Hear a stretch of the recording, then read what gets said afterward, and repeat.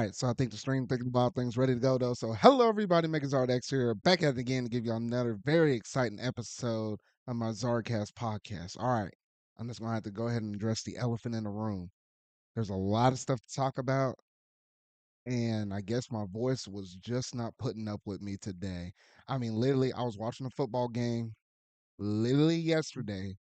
My Razorbacks lost. It was a close game, lost it in double overtime. I blame it on that. And I didn't think I blew out my voice because I was fine before I went to bed, and it hit me like a truck this morning though. So I got my gain turned up as high as I possibly can, closest to the mic as possible.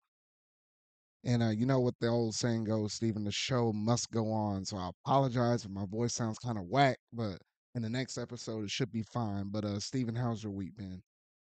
It has been pretty good, all things considered. Back in work, my sunburned skin is slowly peeling away, Oh yeah, you and did go on vacation. I did go on vacation. I went to Bermuda. It was pretty fun, honestly. The sunburn wasn't fun, but like it's my fault. But besides that, there was water slides. There was a nice pool. There was a lot of buffet food. It was nice and relaxing. And then I went back to work the last few days, and I realized, oh my God, I needed it. Yeah, I mean, everybody should have a break every now and then. There's no way you can constantly keep yourself going on and on over and over and over without having some kind of break or relief or something like that. Like at least the time when I went on my cruise, gosh, that was back in like 2009, 10 or something like that when I was younger. Man, I had a blast during that cruise. So I imagine you had a good time too. Your cruise was like what, a whole week or 5 days? It was about 5.5 days, technically. We Hmm. got, we left day one halfway through the day, and then we got back day six pretty early. We were on the boat for 5 whole days, and then we went we got to Bermuda on day three. We went to the beach. I got sunburnt pretty bad, went and slept, and then we went jet skiing the next morning. Hmm. Okay. Okay. It was pretty fun. The jet ski was scary. Oh, ooh. I don't know if I could ever catch myself doing that. Mm-hmm. Alrighty. Well, there's a whole, and I mean a whole slew of talk about, and I'm crossing my fingers my voice can survive the whole length of this podcast. Because literally, if you didn't show up, Steven, this was going to be a cancel or a lost episode. I was going to let y'all know that now. 'Cause there's no way I would have been able to ramble on for like 2 whole hours like this with my voice. But let's see here. Okay, so pop culture stuff. We got to talk about that Sonic 3 movie, the Minecraft trailer. Ugh, I got some things to say about that. Okay. Concord living and dying in the span of one podcast episode. And that's funny. Then we got to address like all the other negativity with like other shutdowns of like a couple of other studios. We got to talk about that. Obviously, Nintendo had their double duo direct with the partner showcase and along with like the Indie World presentation. So we got to talk about that. They also dropped out a new Legend of Zelda Echoes of Wisdom trailer. So I had some things to say about that.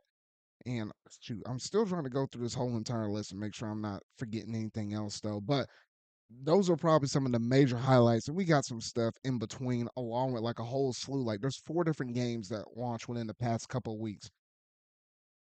Famicom Detective Club, Visions of Mana, Ace Attorney Investigations, and Astro Bot. So we got to talk about all 4 of those whole shoot. So a lot has happened.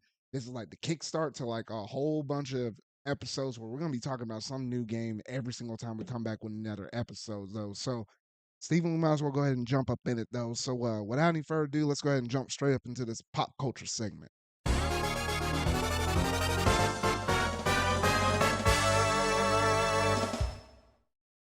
All right, Stephen. So we got to talk about this. I'm just gonna say it. This stupid Minecraft trailer. I like Minecraft. It's okay. It's a very simplistic game. Kind of relaxful at times, unless you play some of the spin-offs with RPGs and stuff. But this trailer right here, it was not doing it for me whatsoever. How were you feeling after you saw this thing? It's awful. In the simplest terms, this is exactly what everyone thinks of when like the first moment you say live action Minecraft movie, Mhm. like this is how Minecraft would look if it was real type of vibes I get from this.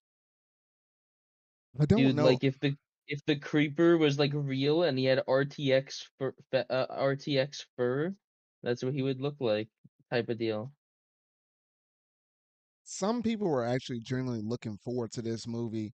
Me personally, the second I heard that this was going to be like a live action thing, I'm like, I don't know Yeah, this is even gonna be good because you know how Minecraft is and its blocky art style and stuff. I was like, how can you portray that well in a movie unless the whole thing is like animated or CGI or something? Which the well, world of Minecraft looks okay. I mean, everything in the movie is gonna be green screen. But then when you looked at the real yeah. characters, like the whoever those four random characters is, plus Jack Black, which we'll get to Jack Black in a minute. I'm like, I looked at all of them and I was like, okay, I don't feel like it's one of those like it's a Minecraft movie. It's like, oh, I fell and stumbled upon Minecraft. And I was like, okay, this same kind of script has been done time and time again. So the creativity It's an right out the isekai. box ain't too hot. It's an isekai, basically. Uh, we got too many of those things. I'm not saying it's a good thing. I'm just saying, like, yeah, that's what it is. Oh my God, it's Jack Black by himself. It makes me dislike this. Like, I like Jack Black. I think he does a great job with certain roles, but not Steve. Like, come on, he couldn't even trim his beard to be like a cube shape. That would have been funny. I think that would have been too And much. But at the same it, time, it does look like Jack Black just kind of rolled out of the bed Saturday morning and was like, all right, yeah, let's go ahead and shoot I this trailer. am Steve. It's so phoned in. I don't know. I'm not very excited for this movie. I wasn't very excited at first either way, but then everything they showed looks just so bad.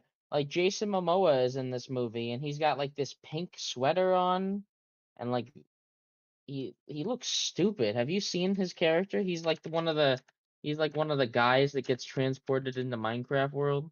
I mean, I probably saw it though, but I'm like, man, none of these characters stand out to me at all. Especially that little girl, or I say little, she's probably ain't really little though, but the youngest girl of the group, and she's like, man, you're such a tool bag. I was like, I heard that thing on loop, and I was like, doggone it. Like they're trying to make some humor up in this mess, and I'm like, it ain't Yeah, doing nothing for that's me. that's what I'm worried about more than anything. Like, listen, I am just super worried. Well, I'm not worried. I know it's gonna happen. From seeing this trailer, I know for a fact this movie is gonna be the most manufactured, boring thing ever to appeal to the most kid audiences possible. And I wouldn't That's be just how it's surprised gonna be. if the box office is actually good for this thing, Yeah, it but. will. It's a Minecraft movie. It's gonna do well. But come on, they could have done so much better. They I'm could just have, but I'm I just so disappointed. You could have done an animated movie more than anything is the main thing. and the funny thing is they could do an animated movie, but I don't think it was gonna be much better than what it is right now, to be honest. I'm gonna keep it straight. Probably not, but like I would at least look fine. That's one of the main things for me is that when I go watch a movie, I don't want it to hurt my eyes. But yeah, everything about it just looks awful. The humor, especially the little bit of humor we see, is bad.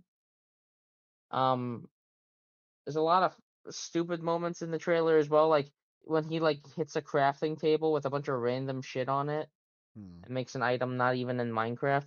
Like I'm not saying it has to be completely faithful, but my God, it could at least be somewhat interesting. And it doesn't feel like the people that made this like Minecraft. You know what I mean?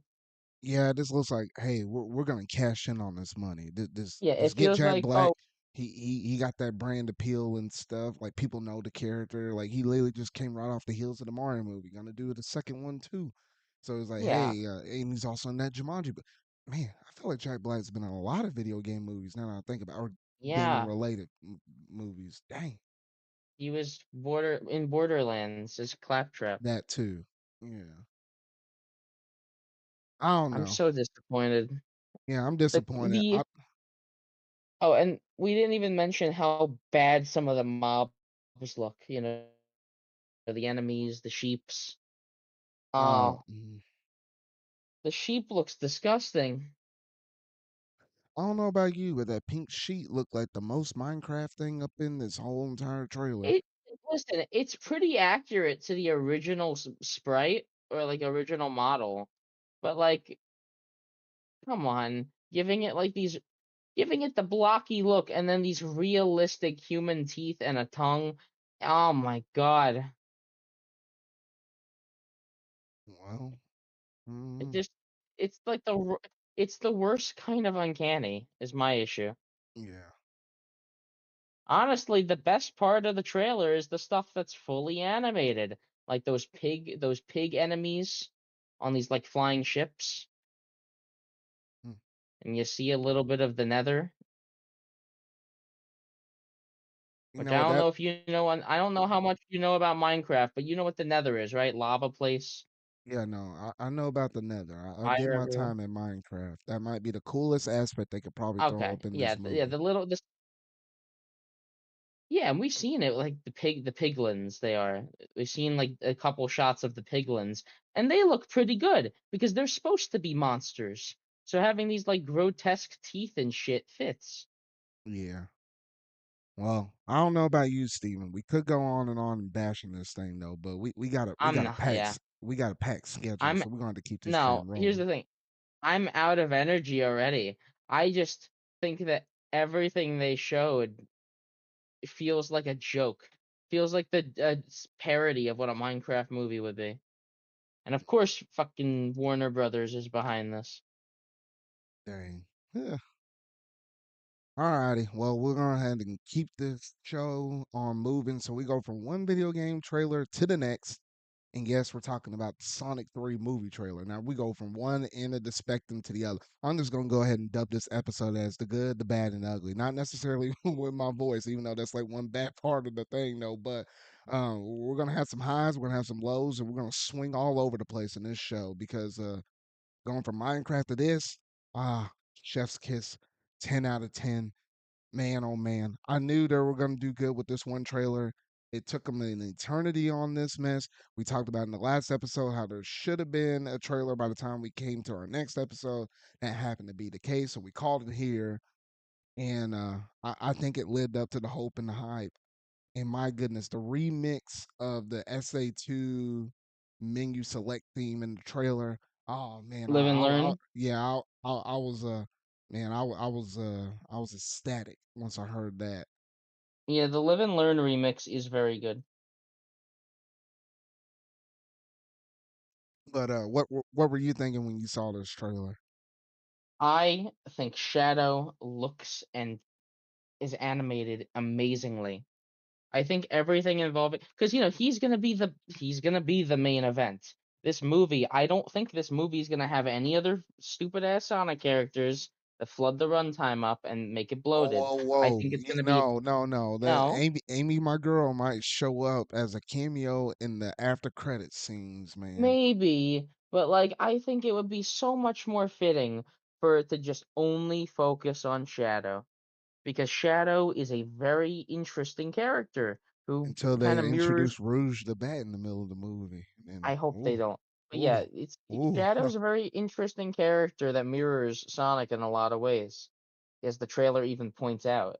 I think you could just have a lot of interesting scenes with Sonic and Shadow and build him up. Because you only have a movie's worth of runtime. You need to properly develop how Shadow can be. Basically, he's like I guess, a villain at the beginning of the movie. The government is teaming up with Sonic and friends to take down Shadow, and they just see him as another rogue alien. Sonic even says, and it's and then kind of and it's you got kind to of build funny up that in this redemption. one. It's like it's always been the government plus Eggman against them. Now it's like, all right, everybody's kind of all on the same team against Shadow. And I guess that just goes to show how powerful this man, or said this man, how powerful this hedgehog really is. Well, So I here's the really thing. do I like think that. I think Team Sonic will turn on the government if they keep a very similar story structure and Gunn are the people that killed Maria, then that might change things, you know? Yeah, it could. That's gonna cause a lot of issues because one thing that I'm guessing, because you know, we seen you know, like Sonic's quote unquote dad, the human guy Tom. Oh, yeah, yeah, yeah. Yeah, in one of the shots of the trailer, we see him like on the ground screaming with like a like a armor uniform on. My guess is that we're gonna find out that in between Oh, movies he joined Gun and Shadows on like a revenge path on all of Gun you know is my what? guess. Now that you mentioned that, piece it together with a little. This is the reason why I just like briefly going over trailers and not like diving into it like super. Not that we went super deep up in it though. Granted, yes, I did watch the trailer like 5 or 6 times or something like that, and Yeah, then I just call it it. But I already kind of put two and two together with one line that Sonic says in the movie. So I'm not really gonna go up into it because that might be spoiler territory for those that don't really pay close attention to the movie. So I'll just kind of leave it at that though. But but no, yeah, yeah. yeah, I see the angle you're coming from. If they do that, if they do that thing that you're dancing around, that will be very bold of them to do in a kids movie. Hmm. I don't think if anything, I think it's gonna be like he almost does it, but then something happens. Mm. But yeah, and it also gives Shadow and Eggman a good reason to work together. It's not just, you know, well, because I feel like Eggman will turn on Team Sonic and Oh yeah, company. no, he will. I mean, you He don't will, have yeah, Eggman in the movie yeah, just to be the good guy the whole time. Like, yeah. He's gonna team up with them to, and then he's gonna find out like Shadow's whole deal, and then try to team up with him instead because you know they both. I'm assuming Eggman's mad at Gun. It would make sense. You know, he used to work yeah, for them, and then they like fucking you know hate him now. And I'm sure that they wasn't.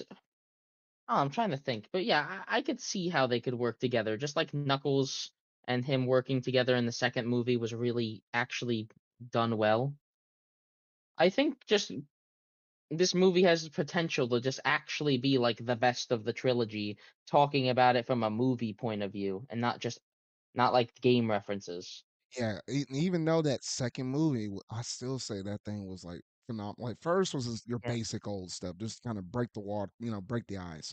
The second one Yeah. was really solid, and I feel like the third one will somehow manage to be even better than the second one. And the second Yeah. one kind of set a really high bar, at least for me personally, though. But Yeah. then one And other I thing I saw in the trailer towards the end of it is whenever they introduced Dr. Eggman's grandpa, and I was like, wait a yeah. minute, they're going down that route. I mean, I Well, would we have understood already it during like seen flashbacks and stuff, but to actually have him there in the movie in the present, I'm like, wait, what kind of angle they're doing in this movie? there could either be some time travel stuff or it's not real because yeah, it'd be if you know, I was gonna say we know for a fact that Project Shadow was 50 years ago because he says it in Sonic 2. So him still being alive just doesn't really make sense Hmm. because he was old back then anyways.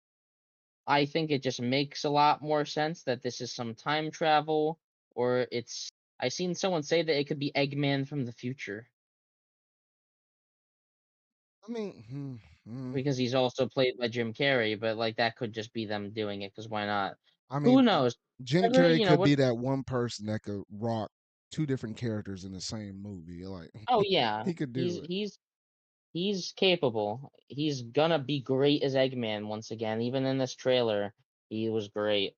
Um, the other thing, other I was gonna say, I'm not gonna stay on this trailer for too long, but I just know I'm very excited. I like that they're actually still utilizing the side characters, like Tails and Knuckles got moments in this trailer. Oh shoot, can we Like talk it's about it, Knuckles real quick? We gotta at least yeah, talk about the elephant in the room here. Whenever Shadow or whenever, well, no, back it up a little bit before that. When Team Sonic, all three of them, Sonic, Tails, Knuckles, they all showed up on the scene, and then Knuckles was like, "Yeah, we gotta fight this dude," and he I swings a actually punch want to at him, fight. and he twists his knuckle in such a way where it's funny because I saw comments on Twitter like, "Ain't that the way how your wrist is supposed to turn?" I'm like, "Yes." But if you were in mid punching somebody and someone twisted your arm that fast in the midst of when you normally would have your arm locked up in that position, yes, that is gonna hurt. And I was like, "What the heck?" Also, And that was turned into a also whole big meme. the scene was in slow mo, so like he did it really fast.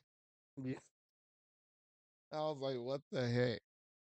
Yeah, he Shadow so far looks really powerful. Like he's the ultimate life form. He should be. I for one, Zard, I really liked the scene. You know when he like teleports behind Sonic, kicks tails, and then lifts him up into the ground, lifts him up, Mhm.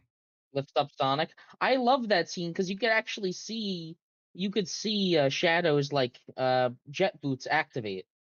You see them like activate, putter a bit, and then launch up.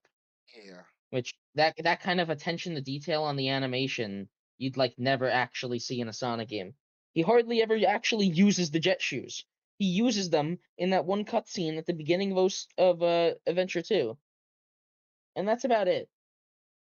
He of That course uses them to go faster, but he doesn't really use them to hover or fly that much. and that's funny because in this trailer, he was riding a freaking motorcycle when he could run faster than Yeah. a motorcycle. I'm like, "What's the point of that? Well, You're just trying to show how probably edgy saves him that the boy energy. is." That's funny. That too. He does the fucking Akira slide. Oh, goodness. Everything in this trailer was just so good. They knew like okay, this is how we make a trailer that people are excited for. And I think this movie's gonna make a fucking ton at the box office. I'm gonna go see it day one. I know that. Yeah, I'll see it in theaters. What was it? Yeah, because it comes out in December, so we don't have to wait too much longer. I But can't wait, dude. yeah, and I can't wait either. And then, in case if you want to hear more of my thoughts, I did release an individual video on my channel where I don't have a strained voice. So if you want to hear more about my thoughts, because I was kind of reserved, even while I'm talking with you though, fighting this voice though. But yeah, my additional thoughts are on the channel, just an FYI. All righty, Steven. Was that all you had to say? Yeah, it's gonna be peak. Yeah, it is gonna be peak. All righty then. Well, that basically takes care of all of our topics for the pop culture side of things, though. So without any further ado, let's go ahead and jump straight up into the gaming news.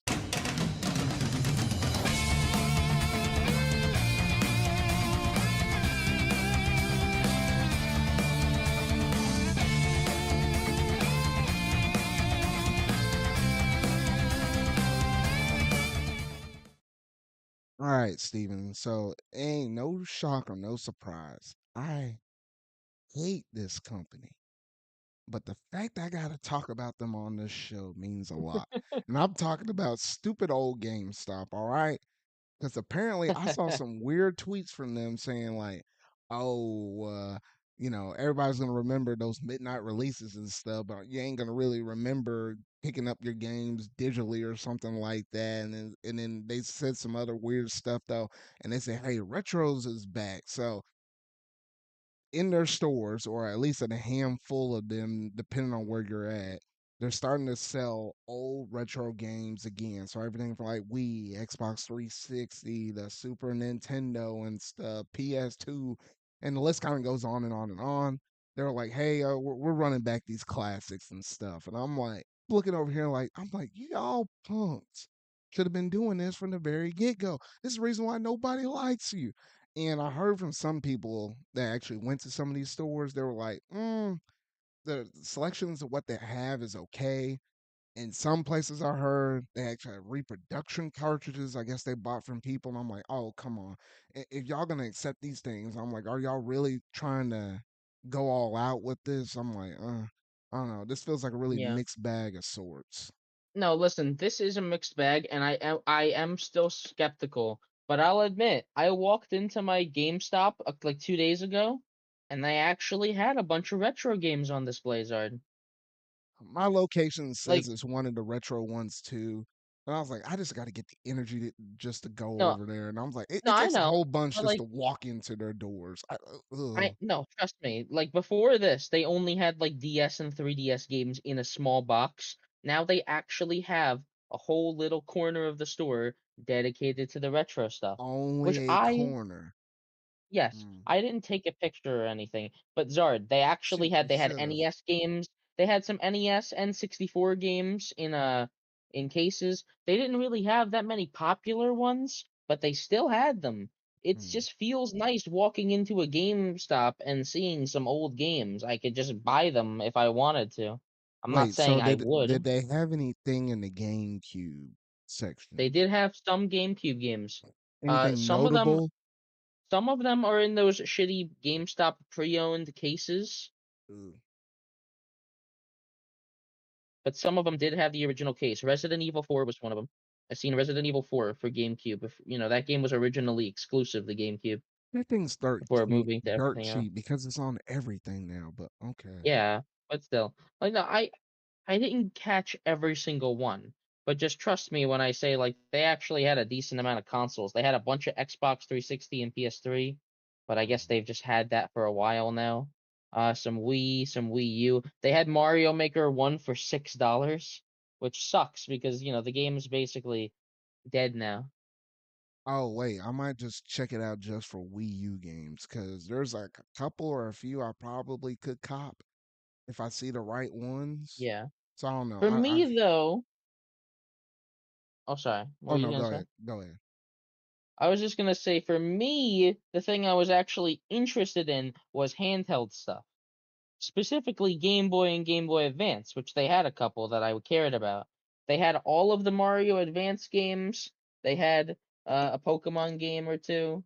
What I wanted to get and what I ended up actually buying was Sonic Advance 2 for GBA.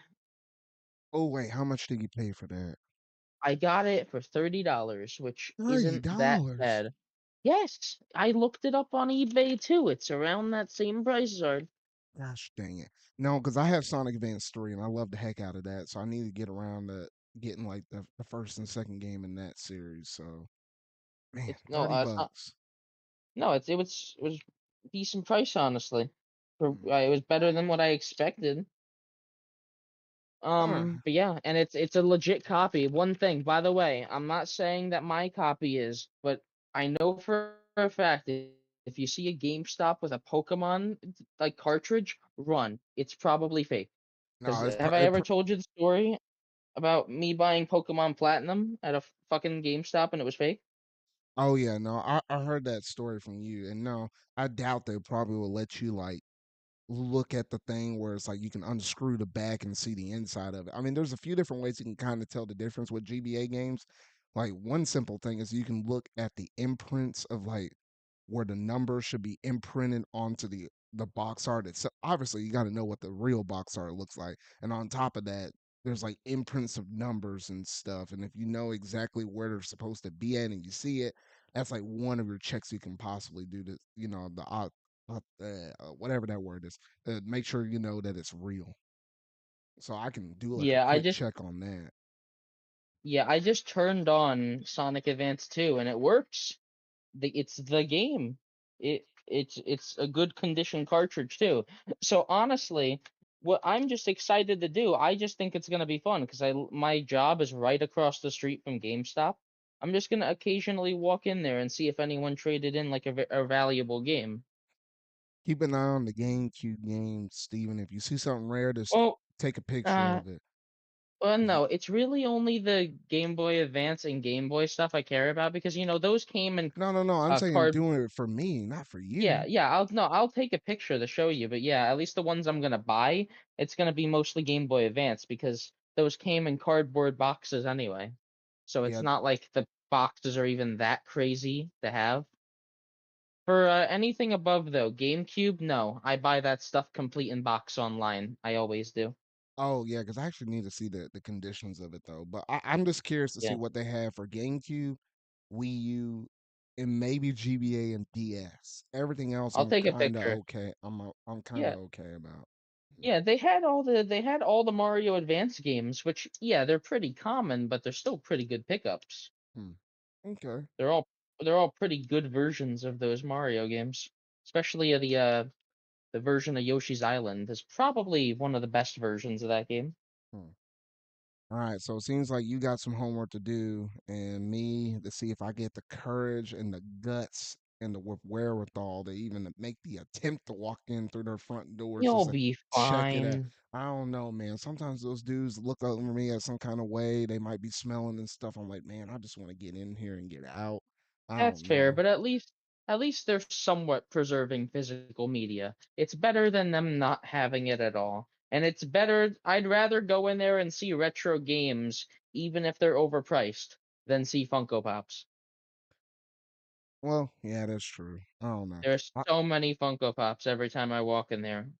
All right, so if you go back again, and if I send you something in Discord, said, all right, I made the attempt, I took some pictures and stuff. We'll follow up on this in the next episode or whatnot, because I'm Yeah. kind of curious now. But we'll see, we'll see.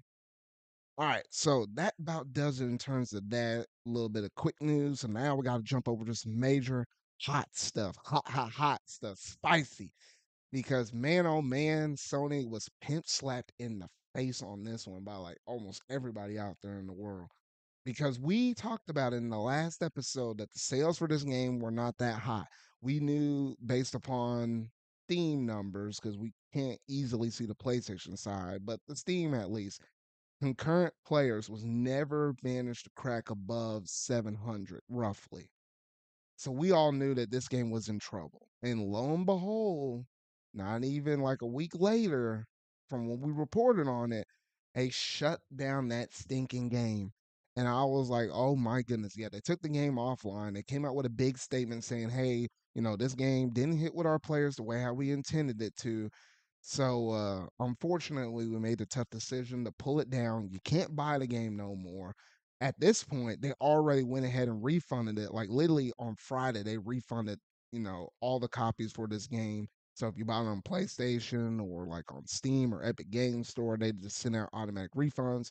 If you're someone that bought it physically, you're gonna have to, go back to your retailer and go through that whole jumping through some hoops. Because normally when you buy a game from a retailer, you pop open the game and stuff. They don't. That's like a no refunds policy. But I guess Sony had to talk to the retailers now. So now that's going to be a whole mess if you happen to buy it physical though. So yeah, the game's offline. It didn't. It resonated with some people. I've seen some odd people out there on the Yeah. internet said, "Man, it was a really nice game." I was like, okay, the gameplay Yeah. itself might have been, but there was no hook for like everybody else out there in the world. And Yeah, roughly, I think Concord. oh, and I think roughly, I think people or some analytic people were like, "Oh, maybe this game probably sold about 25,000." I'm like, 25,000 copies is not even enough to fill up half of the city I live in right now. That's dumb right there. But go ahead, Steven. Concord is just one of those games that nobody cared about. Sony really, really wanted people to care, but I think deep down they knew that they had a flop on their hands, and they were just trying to do whatever they could to make people think they liked it. I mostly just kind of feel bad for everyone involved, all the developers, all the money Sony lost. The studio will obviously definitely get shut down. Well, I don't know if the You know, studio gets shut down I yet think because I so. imagine no, these dudes in suits are like, look, we put 120 million into this game. It flopped. How long did it take us to make this game? 8 years. We're getting some kind of money out of this game. So I know they're going back to the drawing board on this one. Man, it's going to take some heavy revisions. Honestly, if Yeah, they were to maybe. rework this game, I don't even think you can come out the gate and call it Concord. You have to call it something completely different and, just pivot drastically though. But I imagine they're gonna want to try to recoup some of their losses because they're basically treating this game as if like it never released with them giving all those refunds back out now. So Yeah, I'm it's like a recall, like a total recall of Concord, which I think is really funny if you ask me, honestly. I've never seen something like this happen. well, I mean, remember, I think the closest thing probably will go back to oh gosh, what was the name of that game? The game that had all those issues, Steven, at launch, and it ran better on PC than like PlayStation or Xbox. Gosh, what is the name of that game? There's a lot of games that have issues like that. That's why Bro, it's it was hard. really big. Everybody had like it was like a huge issue. The Last of Us? No, not thing. Last of Us. No. It was Cyber was it Cyberpunk? Yes, you're thinking of yeah, you're There we probably thinking go. of Cyberpunk. That That's sounds the one about I'm right. thinking. That's the closest Yeah, thing because remember they did refunds on that game too, and it took them a long time to try to fix yeah, that but mess. there was a lot of people that did, try to say Cyberpunk's actually good. Like they got a couple people swindled with that, and then I they mean, eventually did. They patched Cyberpunk into like a slightly better position. I still don't really like it. yeah, I mean that was probably the closest story to what we have with this with Concord. But even then, this is still worse than that. Yeah, no, it is. I'm not gonna yeah, I'm not gonna talk about it for fucking 30 minutes like I did last time. But this game just failed on so many levels. I went on a cruise, and when I came back, it was gone. Hmm. And now the physical copy is on eBay for like $120, if you didn't Uh, know. nah, that mess should not be no Well, $120. People are well, crazy. no, Zard, it's a collector's item now. It's like owning a Virtual Boy. Man, people need to stop with this weird mess. I'm It telling you. is. Like, yeah, people don't care about it. Well, that's what collectors care about. Collectors care about those weird items that no one wants, but are really valuable. Okay. Well, I But think we yeah, might have rambled on long enough about it because half of our thoughts was in last week's episode. So put what you what yeah. you heard in No, last but week's episode if I along with the update of it's shut down in this segment. yeah. No, but if I just had to say one more thing about the shutdown, I think this is going to be a catastrophic lesson to Sony about what not to do. And I hopefully think this will ripple throughout the gaming industry. Live service games are going to be a lot less common, in my opinion, after this. Yeah, or at least we'll make a lot of companies, the people in suits, like second guess whether or not are you really gonna invest Well, yeah. this much money into a live service game, considering how long it takes and how big of the budget is and how Well, much the because, risk factor. Because yeah, luckily they had Helldivers 2 that was yeah, success hand over fist that probably made up for a lot of the money that Concord basically lost. So they kind of yeah. balanced each other out. But think about it like this, Zard. Here's the issue with making a live service game. Or there's so many people that already have those one or two games they play every day, you know what I mean? So it's not even about making your game all that great. It's about giving your game a hook. What's the reason I'm gonna play Concord over Fortnite? You know what I mean? That type of deal. Or, Yeah, that's true. what's the reason I'm gonna play Concord over Overwatch? It's all just a bunch of different live service games trying to win over the other. The problem is Oh that shoot. Concord had no hook. It didn't have anything. It had bland nothingness and ripped off Overwatch so blatantly. So no, it was destined to fail, but I didn't think it was gonna fail this badly. Dang it, Steven. I'm literally What? hearing you talk and all I hear is a bunch of rings in the background. I'm like, man, you got that GBA turned up. Shit. Alright, yeah, sorry, I'm playing Sonic Advance 2. I told you I was testing it out. Oh, good night. All right. Anyway, though. All right. But yeah, So, yeah, Concord bad. Play Sonic Advance 2 instead. okay.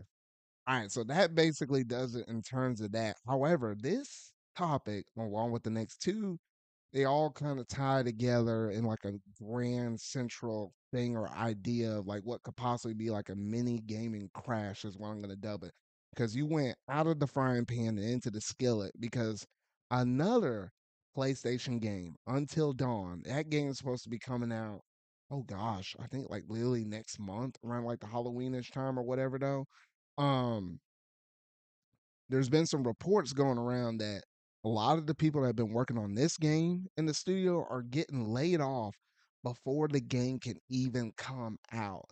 And I'm like, gosh dang, is this the state of the gaming industry where we're at right now? It's like you can barely even make a game, let it come out the door, and you're already going ahead and laying people off just to kind of prepare for this mess though. Like that just sucks. Yeah, it's awful. Like, yeah, I don't think we're in a gaming crash. I just think we're in a triple A crash. Like, all these people are so worried about That's why I dubbed their it as a mini remaster. gaming crash. I don't think it's gonna be nearly Yeah, as bad as, like, the one that happened in, like, in the yeah, '80s in like North America. It won't get and that bad, but it'll hit hard for certain people in the industry, yeah, like the and AAA. the funny part, well, I'll talk about it after you mention the other stuff, but yeah, the funny part about this is that this is like a remake or a remaster technically. So No, they it's a got shut remake down. of the Yeah, they got OG one that was on the PS4. that's the thing. It was on PS4. They didn't even have to make this, in my opinion. And that's the thing though too, I think if you play that PS4 version on the PS5, they do some enhancements to it. So basically it's like a free No one's gonna buy this. remaster that you got it on the 5. And now you turn around and remaking this. I'm like, huh? No one's gonna buy this. It's coming to PC, obviously. That's like the draw, but no one's buying this. Doesn't help now that you laid all these people off, thinking you're still gonna get enough money Yeah, to kind of keep people that are gonna stay there satisfied and feeling safe, but not necessarily. Not everybody comes out and buys this mess. I know it sucks. No fucking studio is safe.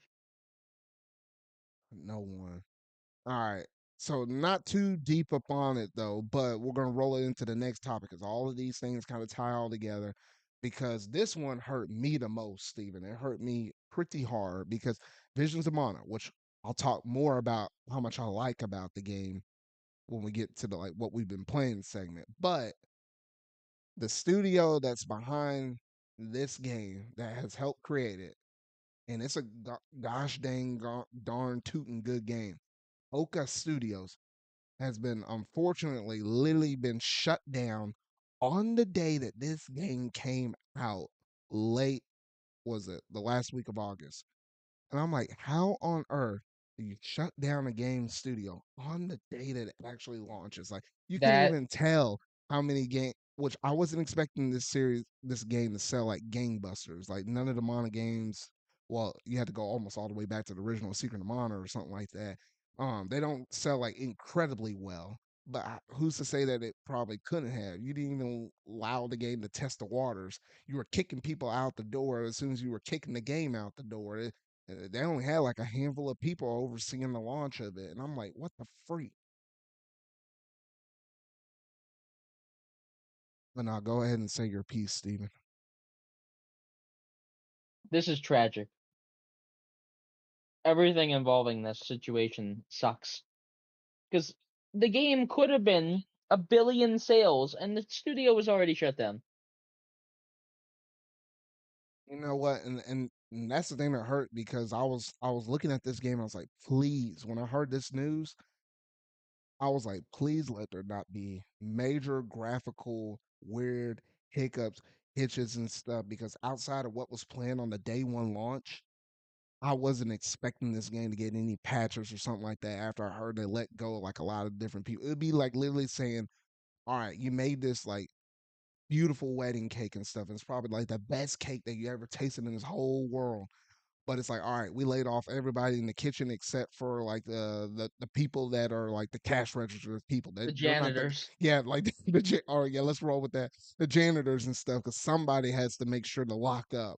So all the cooks and stuff in the kitchen are gone and stuff, and it's like, all right, make me you don't have to make the whole cake again though, but at least make enough for me to get like one slice or a cupcake or something. And it's like the janitor looking at everybody like, I don't know how to make no cake. Like that's literally what happened with this Vision Amana studio closure though. And I'm like, gosh dang, I was like, this is where we're at in the gaming industry. Now this one's a little slightly a little bit different than the previous two that we're talking about with Sony because the people that were basically funding this studio and investing heavily up in it was what was it, NetEase, which technically is like a company that resides in China and stuff. So they put some money up in this studio though, but I know they're looking at other studios that are homegrown, such as like the one that made the Black Myth Wukong. And they're like, oh shoot, we should probably put our money over there. I almost 100% guarantee you, almost that that's probably what's running on in the back of their minds though. So they're like, this studio ain't making enough money for me. We're gonna cut our ties and move on. And I'm like, gosh dang, you talk about chasing trends, which honestly isn't another good thing for big AAA studios to do. Because I mean, if something doesn't happen to land, you're gonna wind up losing a bunch of money though. It doesn't take a, you know, somebody that knows the numbers that well to kind of know, hey, there's some risk involved with some of these decisions that you're going through and making. And I think you might need to necessarily slow down on who you might be trying to invest in. I'm just saying though. Yeah. So yeah, so this one definitely hurt because this game is beautiful. Did That's all I say they about it now. also did they also make the Trials of Mana thing? I'm assuming they did. Uh, I think that was a different. I had to look it up, but I think that's a different studio. What else has this studio made? Is it mostly RPGs too? Mm, honestly, I have to look that up too. I don't know. Hold on. Well, keep rambling. I'm gonna look it up. Yeah, it just sucks because yeah, the studio, which I guarantee Visions of Mana, I don't need to play it to know that like it definitely has effort and soul put into it.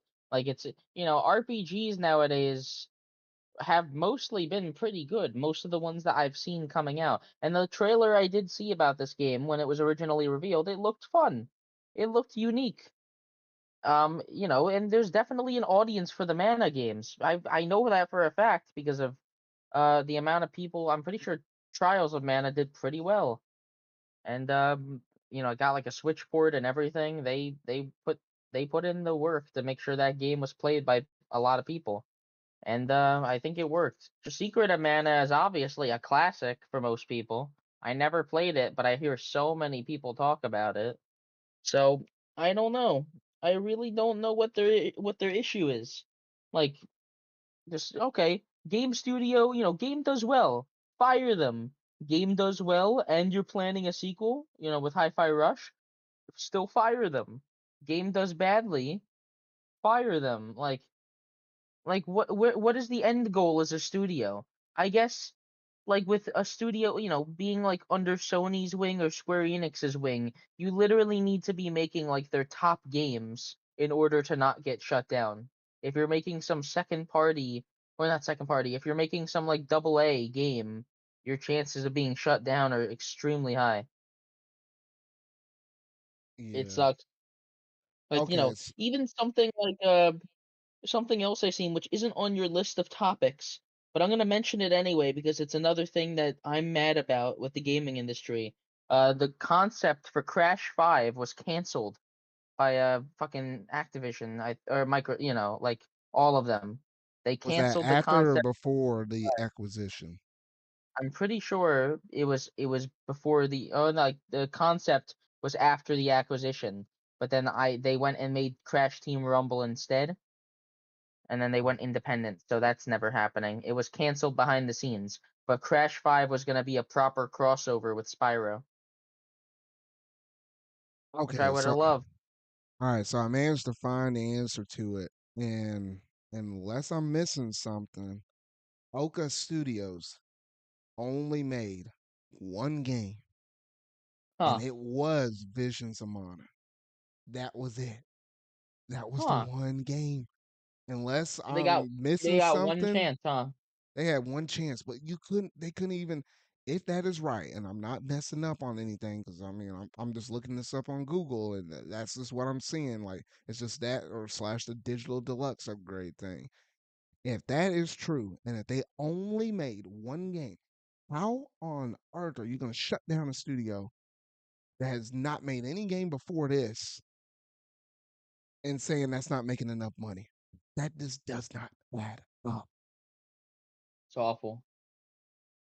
And that's crazy because like this studio did so well with this game. I was like, hey, this might need to be the studio moving forward for the Visions of Mana series. Now I can't even say that. We waited a decade and a half, 15 years for a new mainline Mana game. We get one that's beautiful and wonderful and amazing like this, and we can't even go back to it. That's literally like saying in Nintendo terms, Mercury Steam came out and made Samus Returns, which arguably I would say is like one of the best Metroid games we had up Yeah, until that point as like a modern Metroid game. And then they said they looked at Samus Returns as like, nah, that sucks. And they said, you know what, get away with that studio. We don't need it no more, which ultimately would have meant you would have missed out on Metroid Dread, which whole shoot, that was an amazing game right I there. would have killed everyone. So yeah, that's just putting it in simple terms like that. But I'm like, gosh, I'm mad about this, but I don't need to ramble too long about it though. But the state where we at within the industry right now, it's just stupid and it's just dumb. And I don't know how many failures it's gonna take for companies to hit their wallets because until it hits them financially, they're gonna kind of keep rolling the dice. It's like a gambling addict. It's like, man, I like the feeling, I like the rush. But I guess until it hurts your pockets just enough, or at least hurts the pockets of like all the people that work for you, at least, I guess then is like when we're gonna try to make changes. But by then, is it gonna be too late? That's all I will say on this case. Oh, Disappointing. man, you telling me, you telling me.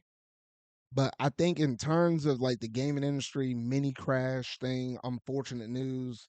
Yeah, that was the triple whammy right there. Everything from Concord to Until Dawn layoffs, all the way leading up to the Visions of Mana shutdown. So or studio shutdown. Gosh by golly. All right. That's enough negativity for once.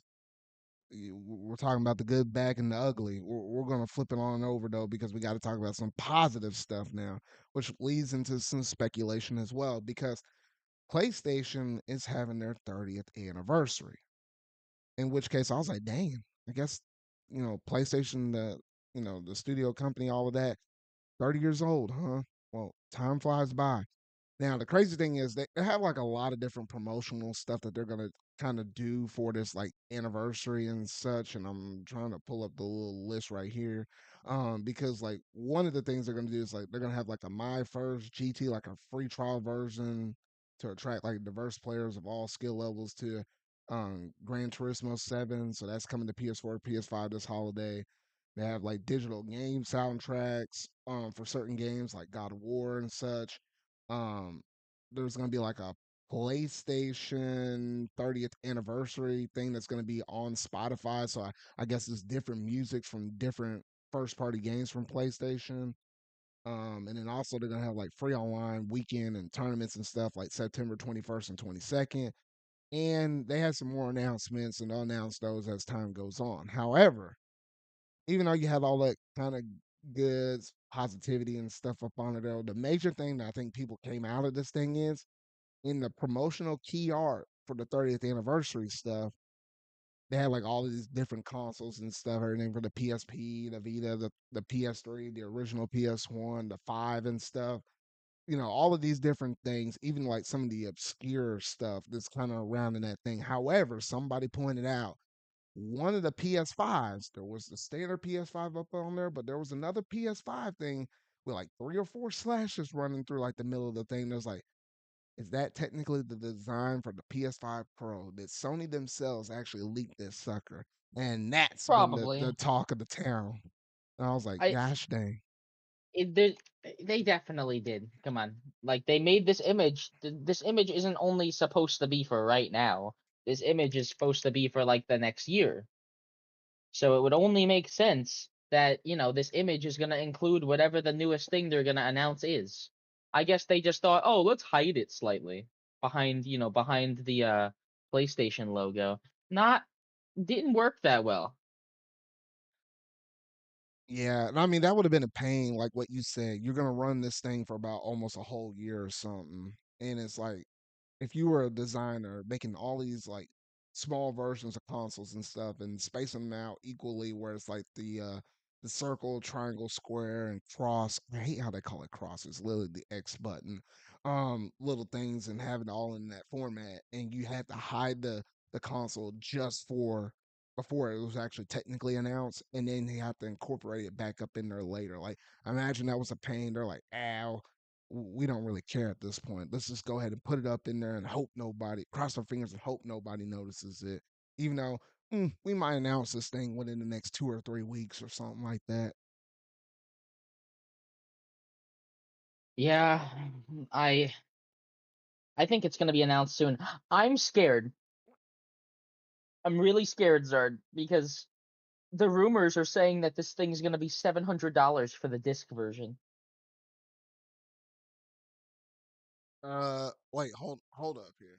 Say that again. I heard like the rumors right now are that this thing's gonna be $700 for the disc version and 600 for digital. Yeah, yeah. Basically, what I heard is like $600 is going to be for digital. I think people are Yeah, going back and forth on whether or not is there going to be a physical version of it, or I'm more so on the I side think of there will there be. being not a physical version of it. They're just going to sell you the SKU for the pro model being all digital, but the attachable disc drive that you can do for the digital PS5 already, it just works for the PS5 Pro. So that way you don't have to make that price tag much higher. I think I said this in like the last episode Maybe. or something. I feel like that'd be the more strategic thing because even if you look at Xbox and stuff, even though that's not like a P or an Xbox Pro model or whatever though, but remember that with the 2 terabyte thing is already at 600. I doubt you want to try to push the envelope much higher than that.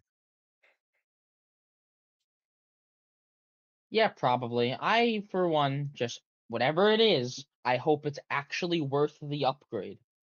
You want to know what I want? I want actual 4K 60 on most games. And the funny thing is, it's still not going to be a thing because I the know game it developers sucks. got to optimize for that, man. So what you telling me now they're going to try to optimize for the base version and the pro model version? Well, because there's already there's performance modes and then there's fidelity modes for most games on PS5. Hopefully, we're just gonna get to the point where a game is 60 FPS no matter what, and that's it. No ifs, ands, or buts. Just always 60 FPS and always 4K. If I'm paying $700 for a goddamn PlayStation box, I want it to run well. That's my take. That's a I don't mean to be negative, but like I hope it's good. I really actually do hope that it is a good console that people like because it's supposed the PS4 Pro was a huge upgrade from what I remember.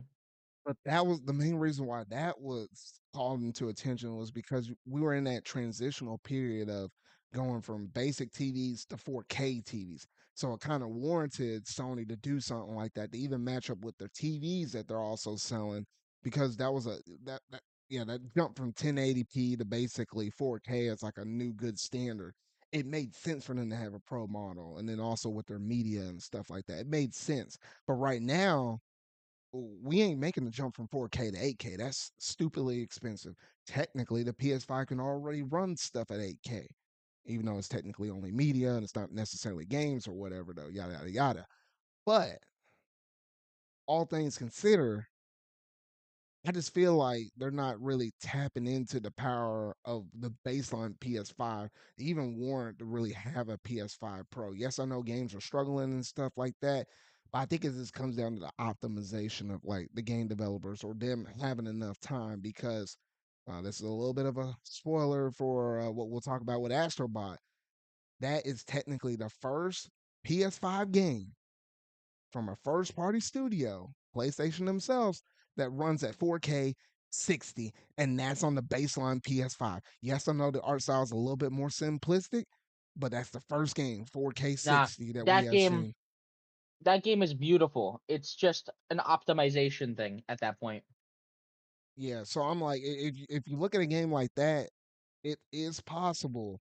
I just don't think that everybody's kind of on board or has learned the architecture of this beast quite well yet. Especially if you're looking at third party studios who got to optimize for the Xbox Series X console, PS5, and then the little less powerful Xbox Series S console, which I know for a lot of developers, I heard it's kind of a pain kind of optimizing making games for that while also trying to do like the more powerful versions like with the X and stuff. So I don't know. I feel like here soon we'll probably get who knows. Actually, let me look at the calendar real quick, Steven, because I think there's a good chance by the time we have our next episode, it'll literally be like the week of Tokyo Game Show. So if a PS5 Pro is going to be announced this month, there odds are we'll be talking about it in the next episode. There's a good chance of it though. And since we're How on you the feeling? I think that's right. I think PS5 Pro will be announced. Since we're on the topic of new consoles, And since it's not on the our list of topics, do you think Nintendo is gonna try to steal a bit of their thunder with a Switch 2 reveal before Tokyo Game Show as well? Because they specifically cleared their schedule by doing the direct in August instead.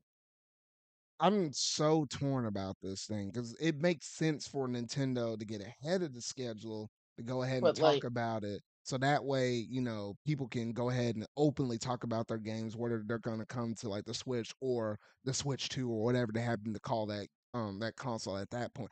It makes so much sense for them to do it that way. I also heard things about them saying, "Hey, let's let people talk about it. Let's not try to pull too many eyes from all the people that are already there at Tokyo Game Show. Let them talk about what they need to, and then on our own terms, we'll do it after the show and like drop a yeah, trailer or something like that, kind of like what we got in October of 2016. That will also make a lot of sense, especially considering if you had the PS5 Pro that's going to be announced within like the next couple of weeks. Do you really want to announce your Switch 2 kind of close in that same window frame?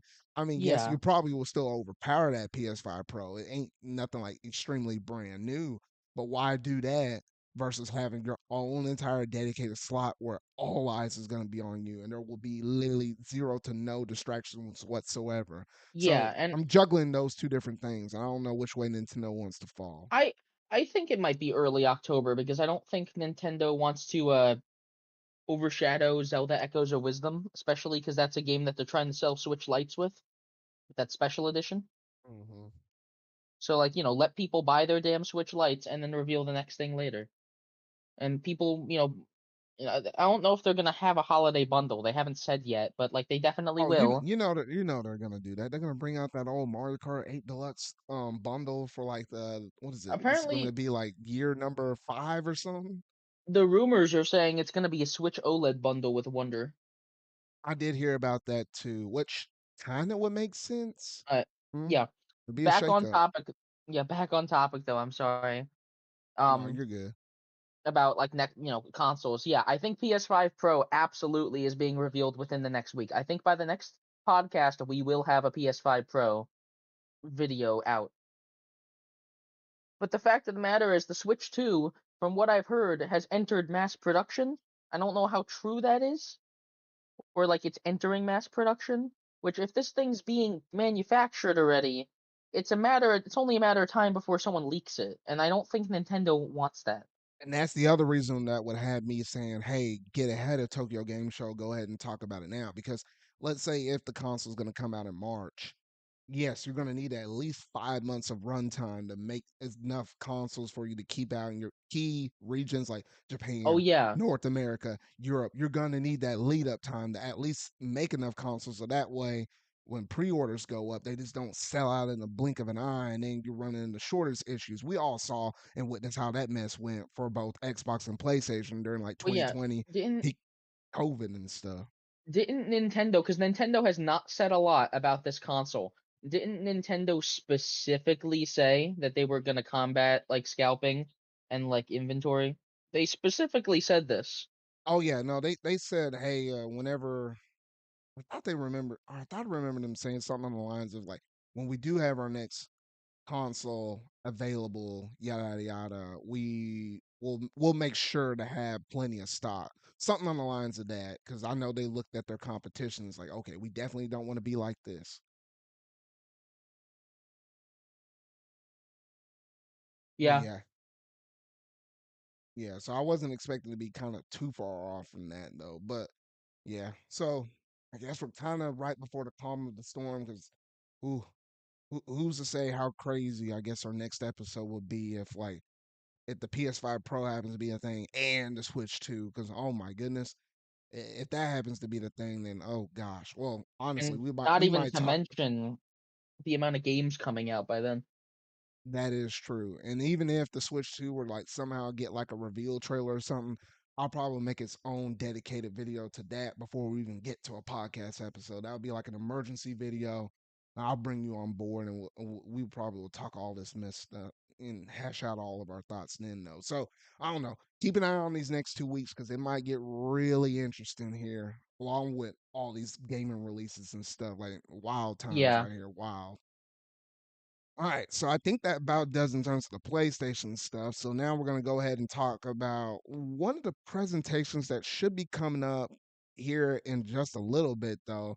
I just want to talk about Level Five, just real quick here, Steven, though, because I'm not necessarily like the biggest Level Five fan out there, though, in terms of like what they've been able to put out is like different games and stuff. But I do admire what they bring to the table in terms of like their creativity and stuff. Because there's one game in particular I'm really looking forward to.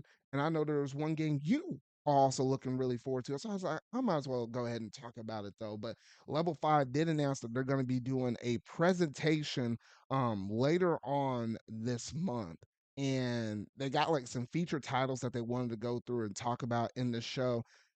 They already confirmed four of them are going to be there. Everything from like what was it, that new Steam World game. Oh, goodness, let me blow this thing up a little bit bigger so I can read it. Professor Layton and the New World of Steam. They're going to talk about that.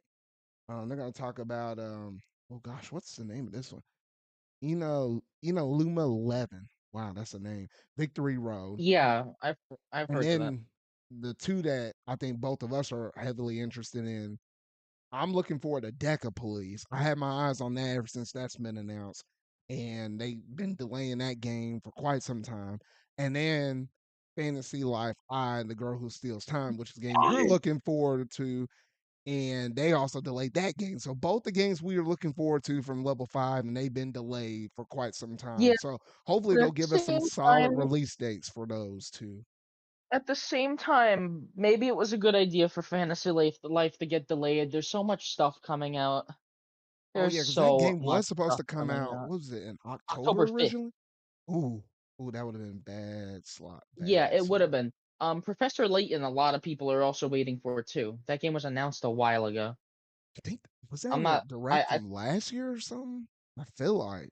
They had something last year, but they like hardly showed Professor Layton. Fantasy Life I, at least we had gameplay and stuff. Like we knew a decent amount. Like Fantasy Life I is gonna just be another Fantasy Life. Well, this new Professor Layton game, people want to see what it is. And then I don't know if you've seen this on their website about this presentation. There are two different squares with question marks, Yeah, and meaning that that's they're what I was. announcing two things here. Yeah, and that's what I was about to get to next because those were the four that were confirmed, along with two blank ones, which can almost guarantee you we can probably make a good educated guess on one of the blanks. And I think one of them is going to be some kind of new Yokai Watch game, like where it's like the new main line or their Really? You spinoff or think whatever. so? I feel like they might go back to their bread and butter. I feel like it might be a given at this point. It's been Or a even while just a since I think, collection for Switch? or yeah, it could be something like that as well. Because I feel like it's been a while since they did their last Yokai game. So I don't know. Maybe they go back to traditional roots because I remember the days when that first busted out on the scene, and it felt like they were trying to give or not Nintendo, trying to give the Pokemon Company a run for its money when it first busted on the scene. 'Cause that's all anybody was really trying to talk about for the most part, though. And I think they just released too many games that were too similar to it, and they kind of deviated from the original structure of it, and they just kind of lost that big potential audience, though. But who knows? This could be a return back to form, so it'll be cool to see that one. And I'm not sure what in the world that sixth game could be. They do Nino Kuni apparently. That's them. Hmm. I Yeah, so could be something with that. There's a lot of stuff that they've done over the many years they've been developing games since 2000. Um, Professor Layton's one of the oldest ones. They helped out with Dragon Quest a bit on the PlayStation 2, and then Yeah. they helped out with Dragon Quest on the DS. There's a lot of stuff. Yeah, Nino Kuni seems like one of the big ones that it could be. If it's gonna be anything else, it's gonna be Yokai Watch and Nino Kuni. Or it could just be another game from one of these two series. It could be like another Professor Layton game that tied us over, or a collection of the Professor Layton games. Those games are already on mobile. Yeah. So I don't know. I feel like they got a lot of stuff cooking in the kitchen right now between these four and potentially two more games that have been unannounced. So I'm just hoping that, maybe. one of the reasons why some of these games has been delayed, like Deca Police, Fantasy Life, and such, is maybe because they just got too much going on. I don't know how many people they Yeah. got working on in like all these different studios to juggle that many projects. So I don't know. Maybe it's some self-inflicted wounds right there. Hopefully that's not the case, but I wouldn't be surprised if it was. But hopefully they get all that stuff ironed out. They get enough people hired to kind of get to the finish line up on this one, so that way they can get these products out the door. At least that's my best hope for everything that's going on with Level 5, though.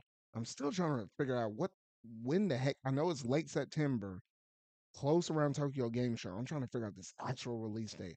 Thought I had that mess written down, or not release date, the actual day that they're doing this presentation. Mm. But Steven, do you have anything else to say on this topic?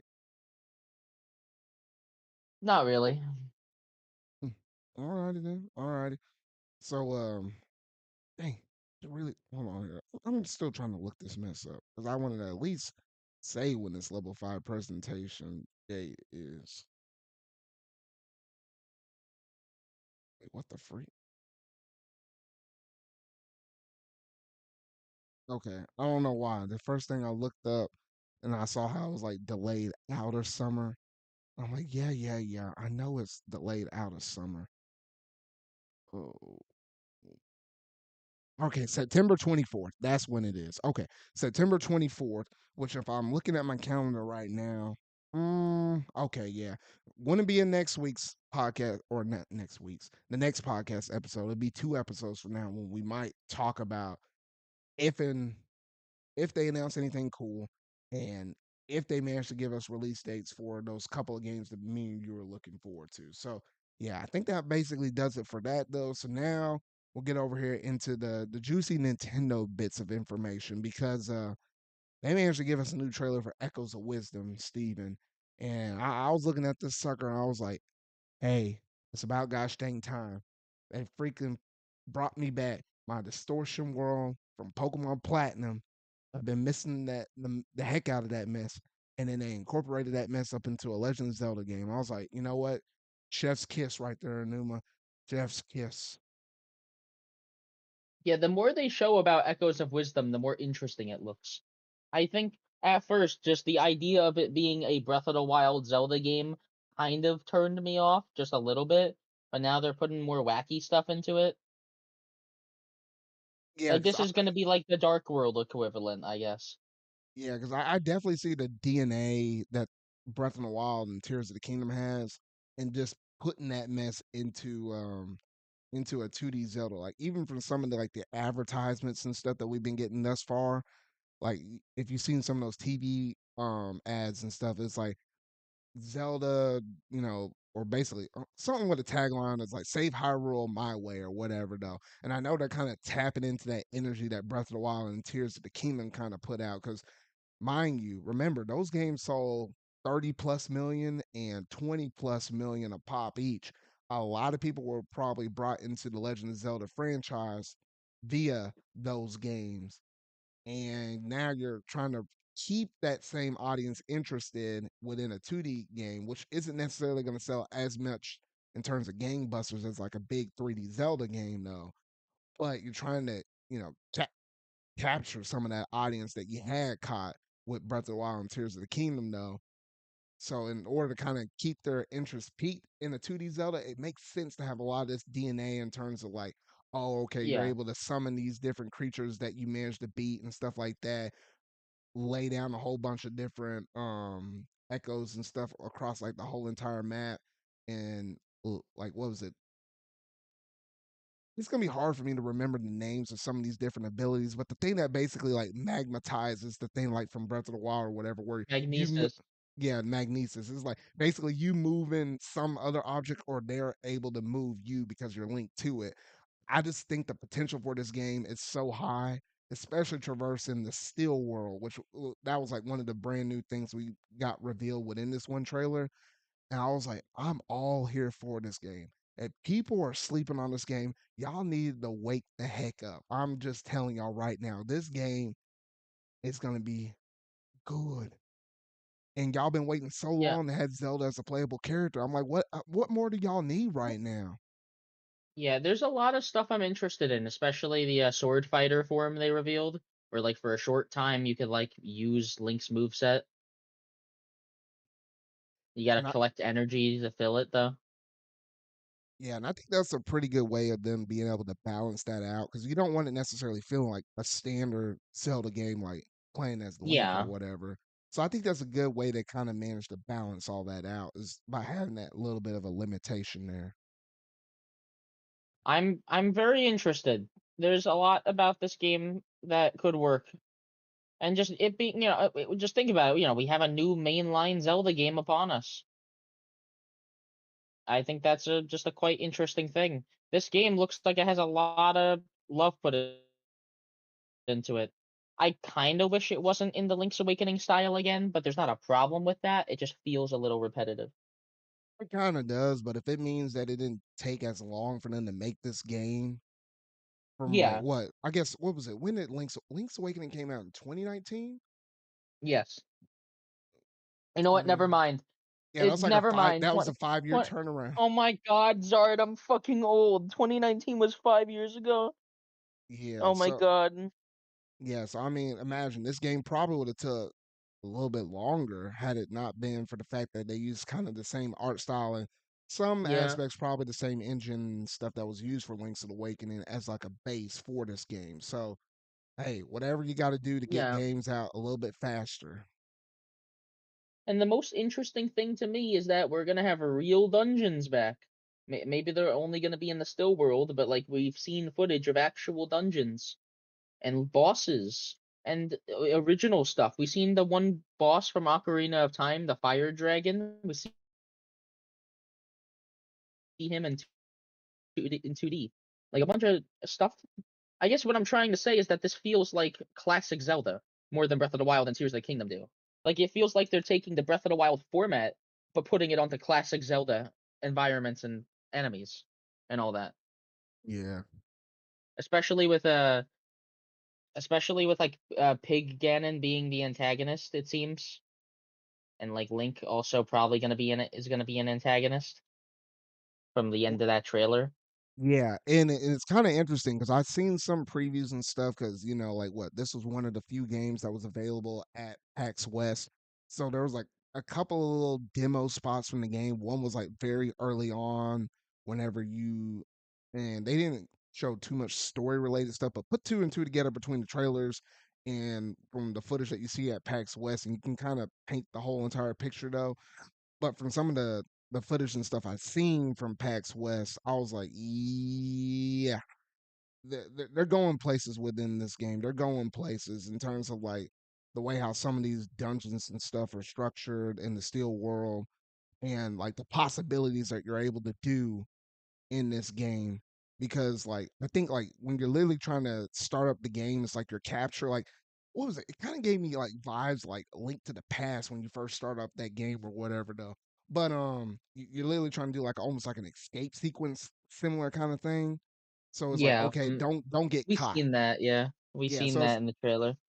so it's like either hide in pots, knock a person out by throwing a pot at them, throw the pot on the side and draw their attention away, or literally craft a bunch of beds or boxes or whatever and climb up and over. Like I just love how many different ways you're going to be able to traverse through this world, and no one's going to have the same exact experience from start to finish, just like how you did from start to finish from Breath of the Wild and Tears of the Kingdom. I think that's like one of the most attractive things within this 2D Zelda. Like everybody's going to run through it completely different. I'm Oh, what I just hope that it doesn't feel empty like Breath of the Wild. I don't think so. Not necessarily. And then also by the But time you incorporate the echoes, the Lincoln stuff like the magnesis, whatever it is, the automatons and stuff, like obviously Zelda has a link oh, sword another things. Yeah. She's feeling pretty diverse at this point now. yeah, they did a good job at making it feel like Zelda has her own unique move set. Like this doesn't feel like this game would be the same with Link. Whatever that like tri-rod she has is Yeah. interesting. I was just gonna say you can actually also. This is one of the first Zelda games in a while where you find heart pieces and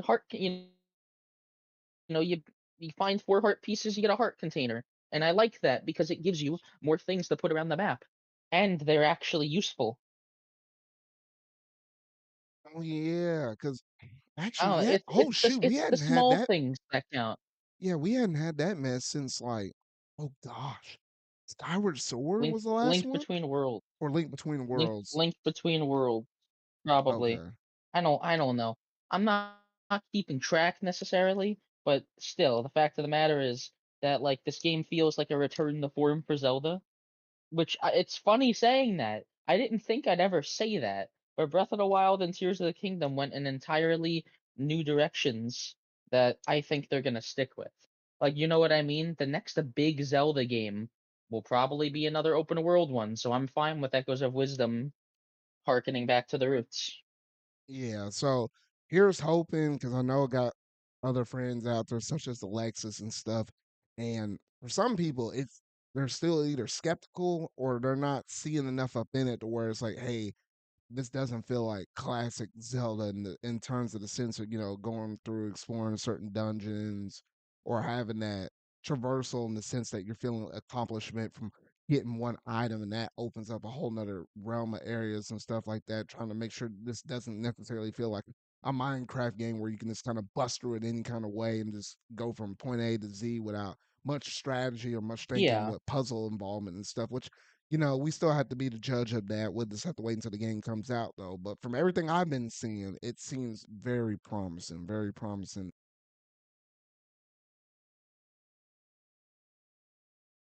Oh, Wait, can you hear me, Steven? yeah, can you hear me? Yeah. All right. So I think Okay. I might have had a slight little internet dip, so it might have missed some of whatever you were saying at first. I all I was saying is that when you go into a dungeon, they need to find a way to balance your echoes ability Oh so it yeah, doesn't which break the dungeons. in which case I did see something where it was like on or from the PAX West footage. They were like those little cry little symbol things that float behind that Triwan that you have that shows how many different echoes you can basically put out on the field at one given time. So Yeah, so some will have like a one slot, so it's like okay, it has a value of one. Certain things you might summon like whatever that creature pig creature thing or whatever, it might be worth all three of your points. So that's the only thing you can summon at that point. So there are limitations for it. It's not like you can just spam this thing wherever though. But I guess the further you progress in the game, probably the more slots that you might be able to have open up so that way you can put more things out on the field though. I guess is how they're going to treat this thing.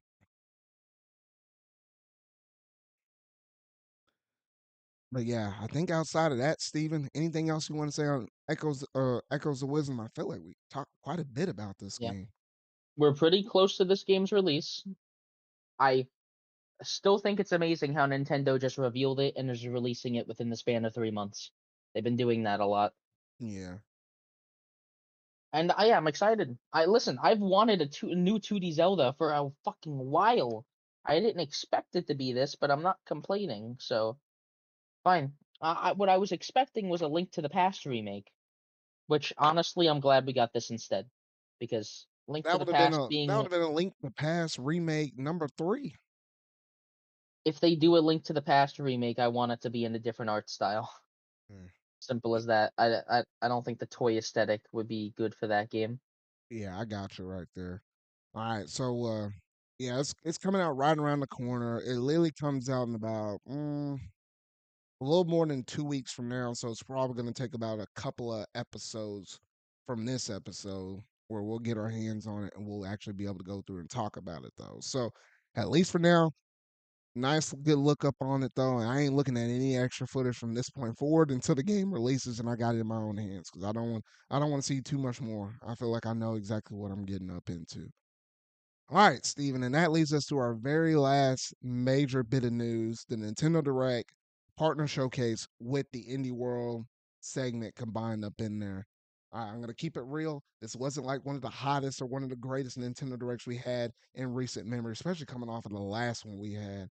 So at least for us covering it here in this show, because I actually made my own dedicated video on it because I knew it was gonna be a while until I talked about it in the podcast. So you can watch that video just to hear my full blown takes up on it though. But real quick, we're just gonna highlight games that we like from either one of the showcases. We'll start off with the Indie World stuff first, then roll over to the Nintendo Direct stuff. We'll talk about anything we like personally as a game that was shown in it, and then just kind of give our overall general consensus of how we felt within the Indie World presentation and then the partner showcase. So let's start off with the Indie World stuff. So, Steven, what were some of the games that you looked at in this presentation that you really liked?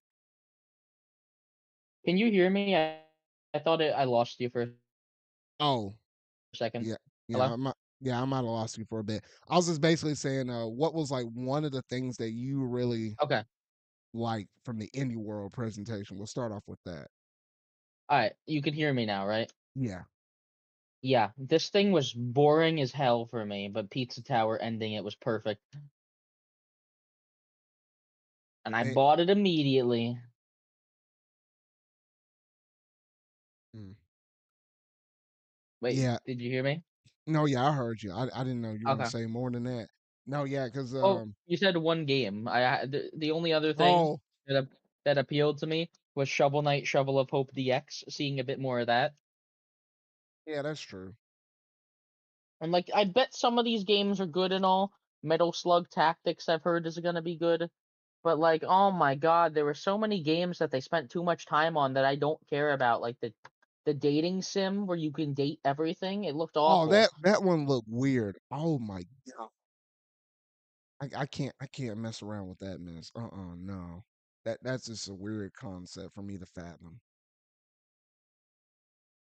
But Ugh. yeah, um, for me it was boring. What do you think? All right, so for me, I'm gonna keep it a buck 50. Pizza Tower, great way to end it. You suck that introducing the direct. I don't know what the heck that card game is. It didn't attract me or the Okay, masses up in that one. Zard. What? I'm just gonna say real quick before you make people mad. That card game is a very popular indie game, and it's came It out might this be year. popular on Actually, Steam, but I it is. don't know about no on some consoles now. I'm just It's saying. already on Switch. It's already on Switch. This Well, is just a now it DLC pack. is. No, this it was already on Switch before this. This was Oh, DLC for it. that was. Wait, hold on. You're gonna I'm start off the correcting you. whole show with Yes. DLC. Okay, all Yeah, right. but Well, because whatever. it's a popular game, probably. I don't know. But yeah, Mm. people like this game. It's a roguelike like card game. That's all I know about it. Okay, okay. Well, anyway, so you start off like that. You ended the show off with Pizza Tower. That was great. Sea of Stars DLC for free. That's pretty cool. I just never got around to really putting a lot of time up in it though, but that looked all right. What you said about the Shovel Knight stuff, I'm not necessarily a big Shovel Knight fan, but I can tell at least there's some quality within that. That was all right. And I thought there was a fourth game up in this. Europa, which they showed that in the last one, the one that looks like a indie game that's like Breath of the Wild inspired or whatever. Though that one looks cool. I can see that one potentially getting its audience and such. But we already knew about that game, so it wasn't anything brand new, super exciting. And yeah, that about does it for me. I was kind of I was looking at this presentation, and every time they shows off somebody's face, and it was like the developers talking about some of the games after I seen the gameplay, I was going back and trying to catch up on this show because I was watching during my lunch break, and what was it? The show was like almost halfway through or something, or it might have been all the way done or whatever though. And I was hitting the skip button like skip, skip, skip, skip, skip, skip, skip. I was like, yeah, I don't need to see all of hear all of this. I just need to see the game. If the game looked cool, then I will hear y'all out. But that's kind of where my mind was at. Yeah. And yeah, any world wasn't that hot. I felt like we had better ones in the past than this one though. But No Silk Song. Yeah, oh baby. yeah, no silk song. And I called that mess. I was like, no, if y'all expecting this, get the clown makeup back out. Ain't happening. We're We'll gonna talk, get to the point where we're like gonna be 10 years away from that game's announcement, and we're still not gonna have news on it. and that's kind of funny because technically, I think that's supposed to be an Xbox Game Pass game. So if anything, that game might show up in the Xbox presentation before like an actual Nintendo presentation. So I don't know. The marketing on that game is weird because it's taking entirely too long. But that's all I say about that. Now let's get over and talk about the real meat and potatoes, the partner direct. Now this one right here, I felt like there was a lot more games in it that I was like, okay, these actually look cool. I might not necessarily pick them up, but I can see a lot more people actually like liking these games. But before I talk about mine, go ahead and talk about yours, Steven. What do you like up in this thing? For the partner showcase, Yeah. I liked just a little bit more. It wasn't that great. But like if I had to talk about the things that I liked, let me just get the list back up. Sorry, trying to find it. Yeah, no, I'm doing the same. I'm All trying to right. pull it up on my side too because I had a Okay. good I site I at have the first. list. That Tetris game they started off with, the collection of a bunch of different Tetris games, is pretty cool. Oh yeah, no, that was pretty lit. I like that. The fact that it switches between different old versions of Tetris, it feels like a love letter to that game. Which, and also the NSO getting the NES version of Tetris, it's just a little bonus they didn't have to do. But the Switch has so many good ways to play Tetris now. Wait, If I hold on. had We're to gonna go over, rotate. We're gonna rotate between us two because, that's gosh dang fine. it, you're That's probably fine. gonna rob one of mine. All right, Yeah, I'm just gonna go ahead and say it as like one of the top two announcements in the show. The Castlevania collection mess from the DS games. I was like, oh yes, heck yes. I'm trying to go through and trying to get all these different Castlevania games, even though I don't necessarily have all the time in the world. But I heard so many good things about the DS collection of ones. I know some people are gonna say like Sympathy in the Night might be some of their personal favorites, but I heard people on the other side of the pond say some of these DS ones are really good. And it's kind of cool to see how they kind of incorporated that mess with the, obviously that was a DS game and the dual screens and such. But they somehow managed to get it to work. And I heard even with the Switch version, if you're playing in handheld mode, you can still do some of the touchscreen stuff on the screen itself. So I guess this is like the definitive way of picking up this game versus you trying to get like a PS4 or Xbox version or whatever though. So yeah, that was really cool. I really loved the heck out of that. And it was a shadow drop. We had a good handful of shadow drop games in this one though, but that one right there, that was cool. I say that was like one of my top two, probably best reveals that were shown off in this show. it was pretty good. I'm gonna move to my next one, the Patrick Star game. Are you kidding me? What the heck? Listen. I'm not saying this is like high art, but I think it's pretty damn funny that it actually looks somewhat decent. Like it's just like a fun, I guess it's like an open world sandbox game where you just mess around in Bikini Bottom. And like it's probably, not going to be all that great, but it could be somewhat fun. I will wait for a sale and probably buy it. Well, okay, okay. I see you. Crazy though, but I see you. All right. Let me see here. Another one. Mm. You're just gonna let me pick all the good ones, huh? All righty. I'll hit you with another one. The ooh, Struggles okay. to find one. No, no, no, no. I was thinking about this when I was looking at an image or something. And I was trying to say one thing, but say that basically the Capcom Fighting Collection Volume Two, where they busted out all these Capcom versus SNK games, and then along with bringing back oh gosh, what's the Power Stone. Power Stone 1 and Power Stone 2. I was like, okay. I was like, y'all making some deep cuts up in this mess though. And I also will mention this because it's kind of already with the Capcom stuff. They actually gave us the release date for Marvel versus Capcom. It's supposed to be coming out on what was it? In a couple days. Yeah, literally in a couple of days from now. Yeah, it literally comes out this month. So I was like, oh shoot. But then the physical release, unfortunately, it comes out later this year. It comes out in like November, like the third week of November or something like that. And I was like, gosh dang, I gotta wait on that one though. But it's cool that we didn't have to wait too terribly long up this one though. But I think I'm not the Marvel, the Capcom Volume 2 thing doesn't come out until next year. So we have to wait a little bit on that one though. But that's really cool to see all these different fighting games get like a second chance at life, especially with the Power Stone stuff. I actually heard a lot of good things about that one though. A lot of people are excited for that though. So Yeah, no, that one caught a lot of Yeah. people by surprise, but that was a really nice announcement. People went crazy over that collection, which hey, listen, I'm excited for the people that were gonna get it. I personally don't know anything about any of these games, so maybe eventually I'll pick it up. I like that they're giving all of these games online, and they're giving all of these games like training modes. That just makes it more accessible for everyone. Yeah. All right, I'm gonna pick my next thing. Yakuza Kiwami is pretty damn cool. Um, I haven't played a lot of it, but I know for a fact it is a good game. One of our friends, Hex, is a Yakuza like aficionado. Like a Um, dragon, they call it. Like a dragon now. Yes, yeah, like a dragon they call it. But listen, this game coming to Switch is kind of actually a big deal for a couple reasons. Because one, it was only on the Wii U in Japan. One and two were on the Wii U, but in Japan, and they didn't bring any of the other ones over. And the guy that creates not Tekken, I don't know why I said Tekken.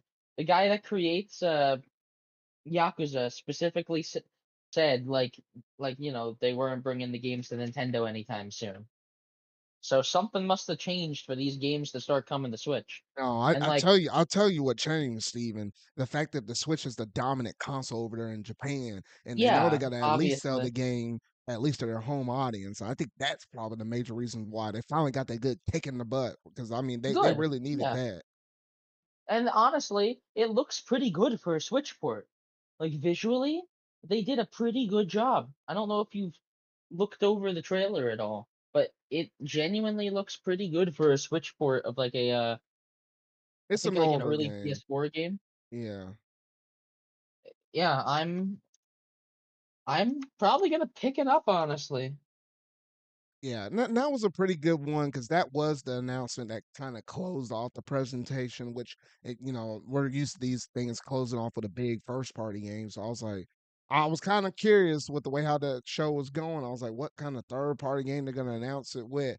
And just for the shock wow factor, yeah, we're putting this back on Nintendo consoles again. And hopefully this is a sign that they'll bring more like a Dragon games over in future or in the future, like even if it's like on the successor for like the Switch 2 or something like that, just start porting over all those older games, even if you Yeah. start doing it as like a collection. Like this one, with it being like technically Yakuza Zero, that one can kind of stand on its side alone. No, But then like well, all the rest because of them, you could probably group them together as like collections or something. this is not Yakuza 0. Yakuza Oh, 0 is a separate game. Kiwami is actually Yakuza 1. okay, but this one's technically the one that takes place at the very beginning though. But no, Yakuza 0 takes place before this. Hold the But phone, and what the heck this was is I the first reading? this is the first one that was released, Zard. This is where you should start probably. Uh, Like Yakuza 0 is like designed to be a prequel from what I've heard. Um but yeah, besides that, I think just the fact that they're putting this game on Switch is awesome, and I think it's a perfect fit, honestly.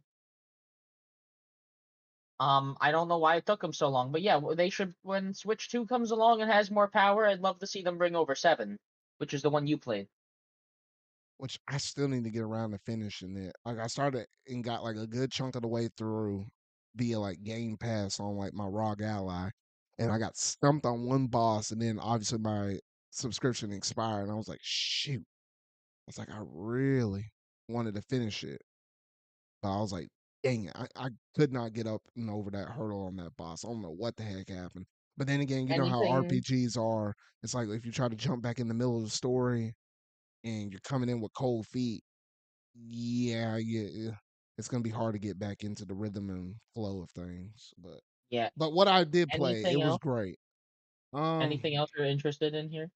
Because I got one other thing I'll mention. I think let's see, we talked about Castlevania, the Capcom, that I have to pull up my little list. What else was? I felt like there was something else up in this mess, and I'm just trying to remember exactly what it was. Um, this is funny how you mentioned the Patrick Star game. I really was not expecting that mess. Oh, wait. Send me that list that you're looking at because I felt like I had a better list originally. Um, when I actually made like my solo video up on this thing though. Say I'm sorry. Oh no, send me that list that you're looking at for the partner showcase thing. Okay. Oh, Well, no, okay. I'm Here. not. I'm not looking at a list. I have their YouTube video up of Okay. it. Well, this Well, one's they'll kind of look fun. okay, yeah, because this one's kind of cheating because it was technically already announced earlier, but they showed another look at Dragon Quest 3 HD2D, in which case, that one's still looking like fire as always. I don't know why. Every time I go back and look at this game another time, it seems like the game just gets even more prettier. Like every time I look at this mess, though. But I don't really have to say too much about it. I'm already sold up on this game, though. It was just another quick look at it, so it was just really solid. What were you thinking, Steven? That's cool and all. Dragon Quest is cool and all, but Five Nights at Freddy's Help 1 and Oh, 2 okay. Of and course you were gonna Five say Nights at that. Freddy's Security Breach Ruin are both coming to Switch. So guess what? It's pretty cool. Help 1 and 2 is the VR game, but it's like a flat version of it. That's probably like the best game out of all these stupid ass FNAF games they keep bringing over. Um, I know you don't care about it at all, but like these are like better than the other ones, honestly. And these are like games that kind of don't really run all that well on anything.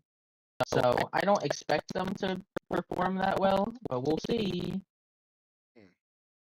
For the FNAF fans, it's nice because all of the games will be on Switch again. Like all of the currently released games are on Switch now once these release. Oh, okay. I knew I was about to forget about one. All right, so here was my other Steven. This one was kind of like the shock of the show. Like one I really wasn't expecting, and one I was like, I had to keep my eye on it.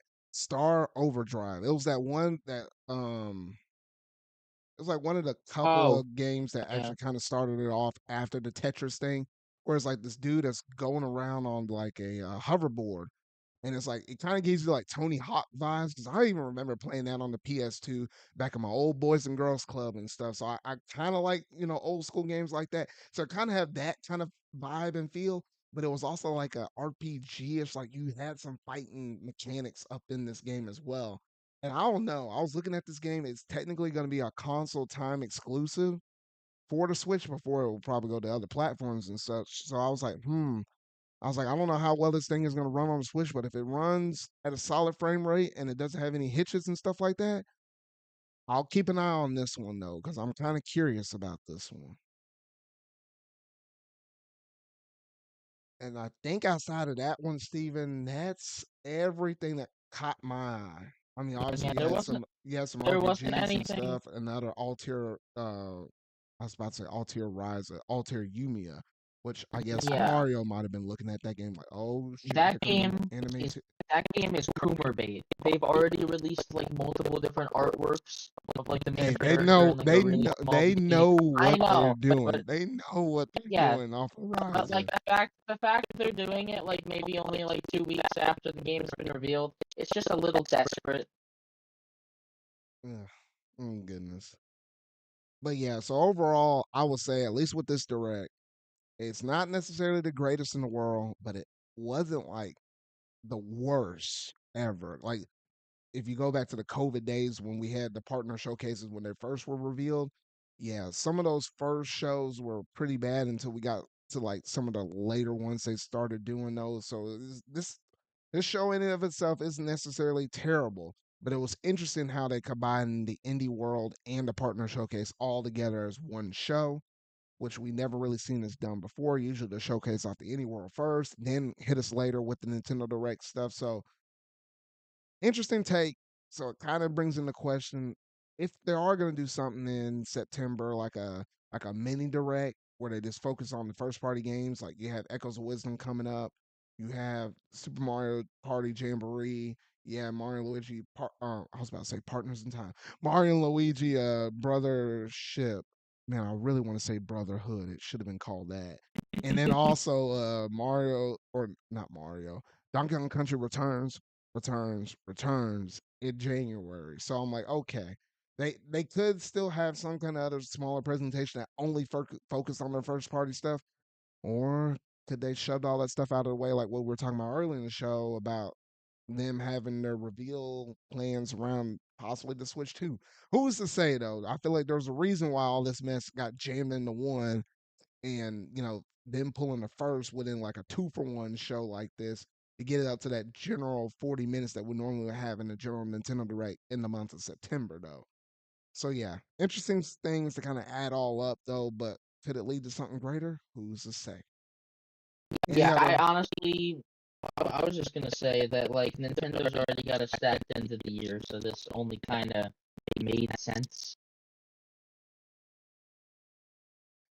Yeah, it made sense, and I wasn't expecting too much out of this. And I like how we kind of talked about in the last episode how we wouldn't be shocked if this presentation happened in August instead of September, and lo and behold, that's exactly what happened though. So I don't know. We'll see where this kind of leads us into like the grander scope of like Nintendo Switch's like closing final moments, because this is going to be the last year that Switch is going to be on the market only by itself with nothing else that Nintendo is releasing actively on the market though. So yeah, we'll see how this presentation shapes up against all the other ones when we're looking back at it retrospectively though. But overall, not terrible, but at the same time, what's the greatest thing ever either though. So all right, Steven. Well, that basically does in terms of all the gaming news. And whole shoot, man, we said it's gonna be a packed show. We still got to talk about 4 of these games that released within the past couple of weeks. So let's keep this thing on the roll. So without any further ado, let's go ahead and jump up into what we've been playing.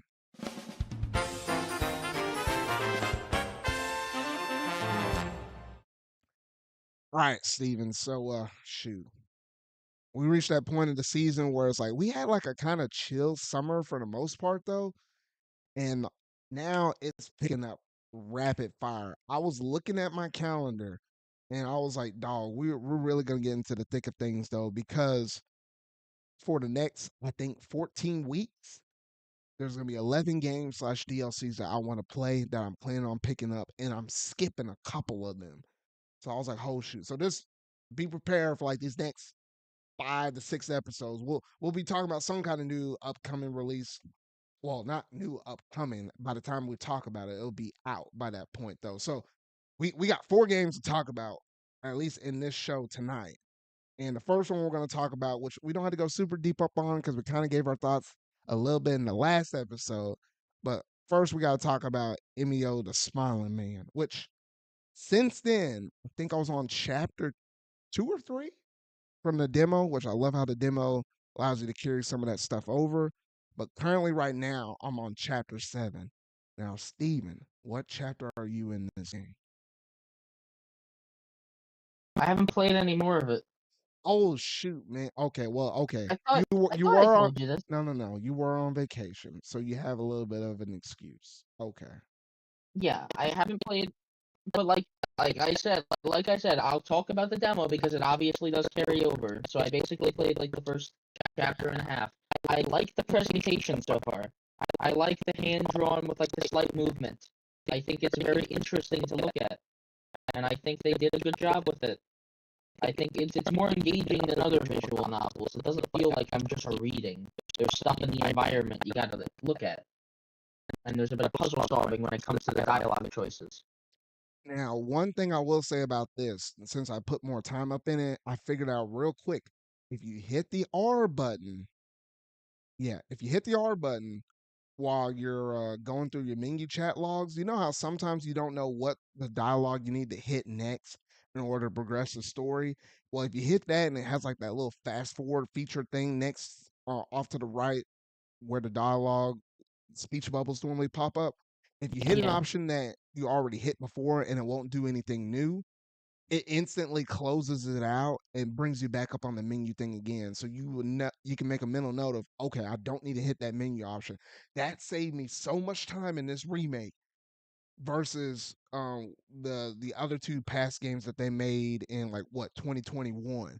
And that one feature alone, I'm like, okay, that streamlines this kind of unique formula they have within this visual novel in comparison to other games such as like Ace Attorney and stuff like that. So I was like, okay, I think that makes a world of a difference. I'll just go ahead and say that. And then, the other thing I'll say is I just like how this one visual novel between the voice acting, which I still wish there was English voice acting. The Japanese one's fine. But gosh dang it, Nintendo, the next one y'all do needs to have English voice acting. If you want to really push some sales, you got to put some English voice acting behind it. You will be like one of the few people in the industry in terms of a visual novel game. You will even get the leg up on Capcom if you did full blown English voice acting. You're halfway there with the Japanese one because they don't even do that for Yeah, Capcom for Japan though. But it's anyway, full Japanese voice acting, right? yeah, it's full blown Japanese voice acting. So yeah, Yeah, it's which is technically cool. better than nothing. I'll say that it's technically better than nothing. Yeah, no, if this game is hopefully doing very well in Japan, you'd hope so. Yeah, which I hadn't really seen too many things in terms of sales numbers, or at least I hadn't tried to go around doing the digging up on it either though. I'm But sure I'm sure Nintendo doesn't see this as like a big release. So yeah. yeah, I mean, as long as it's profitable enough and to make another game in the series, that's all I personally want. That's all I want, really. And for those that are playing through the game, once you hit chapter 6, that's the hooker. I'm telling you, that's the hooker that's going to make you keep coming back because now I'm in chapter 7. And after experiencing stuff I saw in chapter 6, I'm like, all right, give me more of this mess though. Like the first 5 chapters and stuff is just kind of easier. Your feet into the pool, just kind of get yourself acclimated within this world and stuff, even if you already are familiar to past Famicom Detective Club games though. But oh man, that chapter 6 is something. I want to talk about it, Steven, though, but I can't because I know you're not there, and obviously I ain't gonna spoil it to all the other people out there though. Yeah. That's the whole point of these games. It's all about the story though. But I love the intermingle play between you as the main protagonist and Tachibana, like you bouncing back and forth between them. It opens up a lot of different possibilities in terms of like dialogue, interactions, and stuff that you get in the play off of different characters though. I do have my running list of suspects right now, and dang, every time I think I have a leg up on these people, though, they introduce this new Joker up on the scene. I'll be like, gosh, dang it, Zard, yeah. I was just gonna say I found some actual numbers. So apparently the remakes of the Famicom Detective Club games in Japan, it took them over a month to reach 20,000 sales in Japan, while Oh, Emio reached 25,000 in just 4 days. okay, good. That's all I need to know. That's all I need to know. We might be able to get another game in this series. Heck yes. And also, I'm pretty sure for a game like this, I'm sure it didn't take that much money to make. I'm sure Nintendo's gonna be just fine. Especially You know what considering I how a mean? lot of the legwork was done within the first 2 remakes in 2021. Like, the foundation was already there. They just had to do some tweaks just to upgrade it just another few steps up. So that might Yeah. have been the reason why it didn't take too long. What was it? 3 years from both those 2 remake games Yeah. And to I'm sure where that we at now. their interesting marketing tactics got a couple people on board though. Oh yeah, no, for sure. Because I don't know that did put off a lot of different people once they figured out, oh, it was just a visual novel game. But you got some people intrigued once they figured out, oh, this is a first party studio game. Oh, it's made by Nintendo. Wait, y'all don't really make rated M games. So I know some of that in and of itself probably brought in a lot of different people though. But I can keep going on and on about Emio, but if I were, that kind of goes into spoiler territory and stuff though. So I don't know. Eventually, whenever I do get the game finished and stuff, I do have one of my other good friends I know from college and stuff, and I know he's going through and playing through this game though. And I think he's on the same chapter as me, so I don't know. I might plan something with him if we both manage to finish the game, and we might do a spoiler discussion game or discussion video or something like that though. Who's to say? But I'll just throw it out there that we're kind of running and spinning and thinking about some things behind the scenes though. But I think that's it in terms of everything I wanted to say about Emio. Was there anything else you want to say, Steven? No, I bought the full game by the way. I have it. It is purchased. So I already gave them my money and supported it. I will definitely get back to it eventually. I'm not getting back to it anytime soon, I think, Redard. Especially with everything coming out soon. I'm finishing Astro Bot. I'm still working on Dragon Quest 11. That's the most I'm gonna get. Okay. All right. But I See, It's the type of game that like I need to be in a mood to play. I don't. If I stop playing a game like that, I'm never gonna get back to it. Yeah, I got you. Hey, it's possible just to play a chapter a day, or just or whenever you do boot up the game, just knock out a whole chapter. It's No, doable. you're right. I should. But yeah, because once you reach that hooker, then it's gonna want you to encourage you to finish the game. That's just how it is, though. So chapter 6, just look forward to that chapter. All right, so that's it in terms of that one. We'll go ahead and talk about the second game we need to go ahead and talk about as a highlight. Oh my gosh, Visions of Mana. I'm just gonna gush about this one, Steven. No, at least as much as what my voice will let me do. This we've been waiting 15 sticking long years for a new mainline game. And whole shoot, ever since I played Trials of Mana, which was the remake that was on the Nintendo Switch, the remake of since can I talk? Sensetsu Daika. Okay, I ain't gonna butcher the name of the Japanese Yeah, game yeah. now. But basically the third game in the Mana series, the mainline one, that originally released on the Super Nintendo, remade on the Switch, fell in love with that series. I can understand why the Mana audience, for as small as it is, really loves and adores those games though. And Visions of Mana has delivered on that tenfold. I just hate how we got hit with the unfortunate news that the studio behind it got shut down. But the work they did up in this thing is a freaking chef's kiss. I mean, this game at times feels like it's an open world game, even though I know it isn't. It's more like open zone, but these zones are so big. There's just a lot to do and a lot to explore. Now, granted, in like the Trials of Mana remake, when you're going through and playing through that game, there's like a lot of houses and stuff. Like, in RPGs where you can enter in a bunch of houses, Steven. There's not so much of that in this game. It's more so everything is outside because how big the world is. So I just really appreciate that. It can get a little bit annoying going in and out of houses all the time just to see exactly like what kind of goodies might have been hidden up in there, which there was a lot of that in Trials of Mana, but it was still a good game nonetheless though. But I love the voice acting. Basically almost every line up in it, or at least cutscene wise, is all fully voice acting and stuff.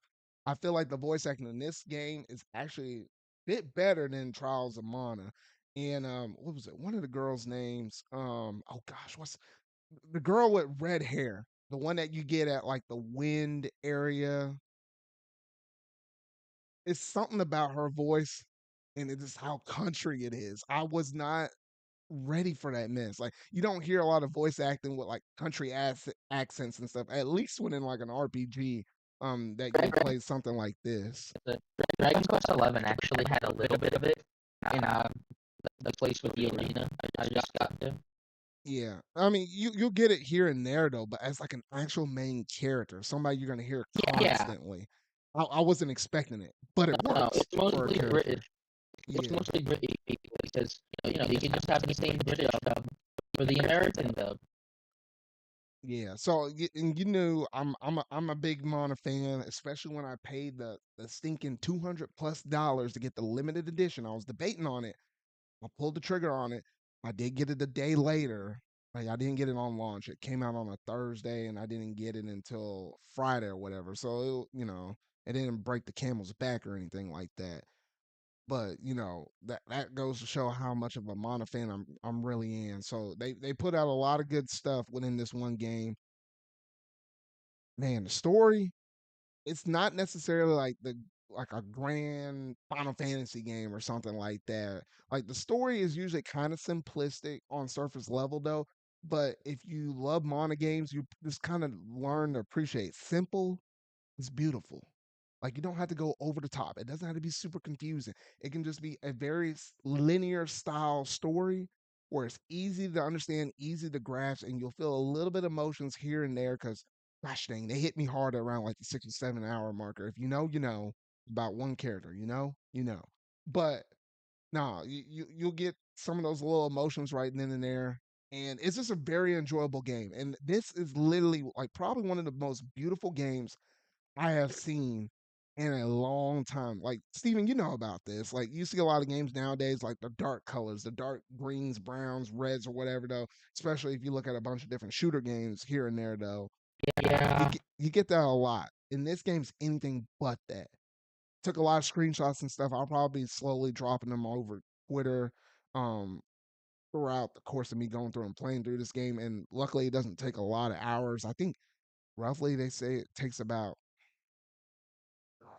somewhere between like 25 and 30-ish hours to beat or something like that, which I do like games that don't take that long when they do respect your time and such. So I don't know. It's just a really pleasant, easygoing RPG.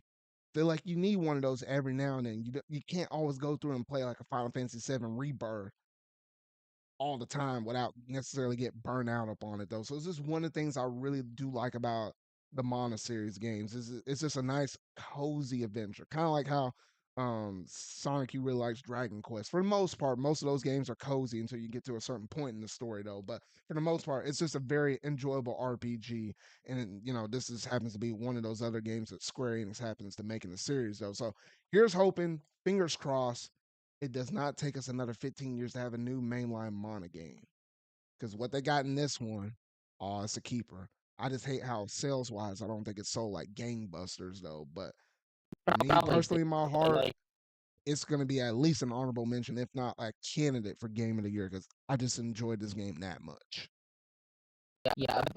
Sales wise, apparently this isn't doing very good. Um, your Vision's developer is shutting down, but let's just say apparently Trials of Mana sold 150,000 in week one, while See, Vision's only sold 40,000. see, now that's part of the issue. The Mana series is strongly associated within Nintendo platforms. The first game in the series, when it was actually known as Final Fantasy Adventures, on the Game Boy. The second one, Secret of Mana, that's the all-time classic right there. Super Nintendo. The third one, which was based on Trials of Mana, even though it was only in Japan, also on the Super Nintendo. And then the fourth one was Dawn of Mana, which was on the PS2.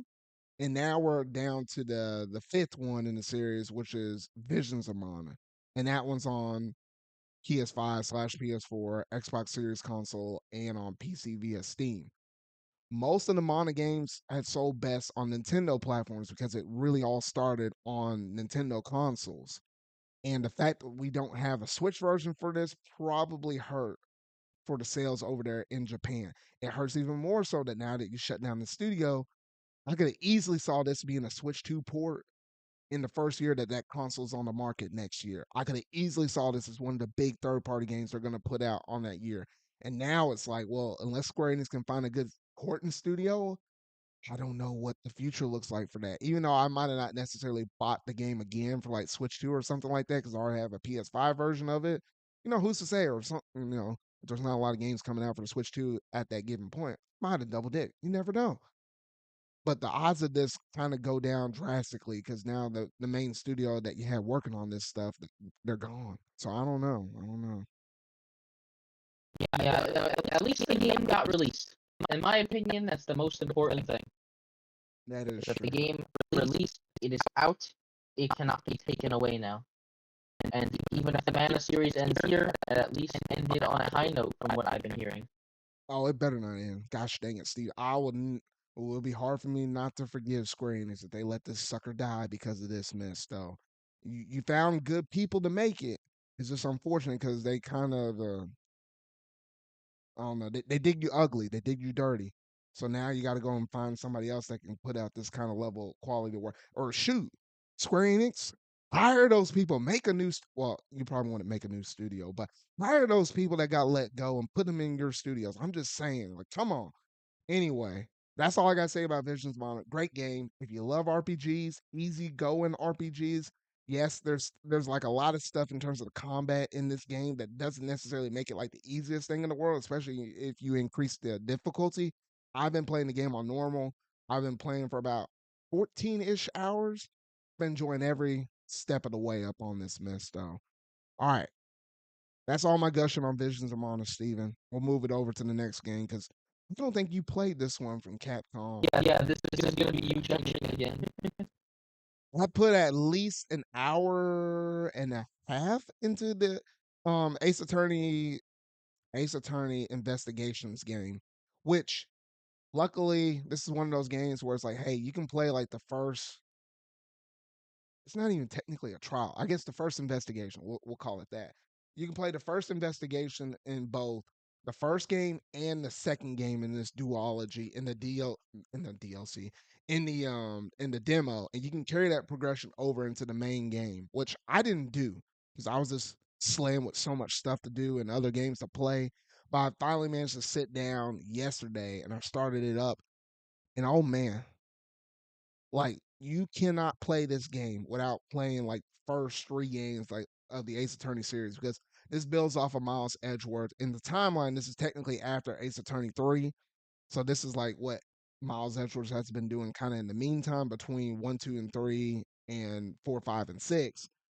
And I love this unique approach of being able to see it from the prosecutor side because we always see the results of it and we're always battling them in court, but to actually step into their shoes and see how they kind of come down to the conclusion of who is the culprit. And hopefully, I guess in this game, you're actually choosing the right people versus, you know, somebody getting chosen in like an Ace Attorney game, and you're always defending your client because they're not the one that actually did it. You have to actually figure it out in the courtroom. So now it's just flip, shoes on the other foot though. And I can see why a lot of people love these games so much.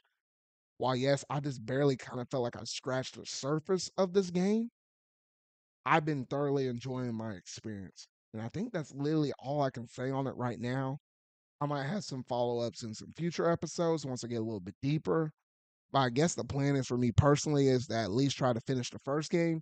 I'll shelve the second game and wait until like there's like a gap, a period of time where there's not much coming out, and then play it again. Kind of like how I paced Ace Attorney 4, 5, and 6 from like January of this year, and I didn't finish it until like was it earlier this month, Steven? Yeah, earlier this month in August. Well, no, Yeah. well, not this month. We're in September now.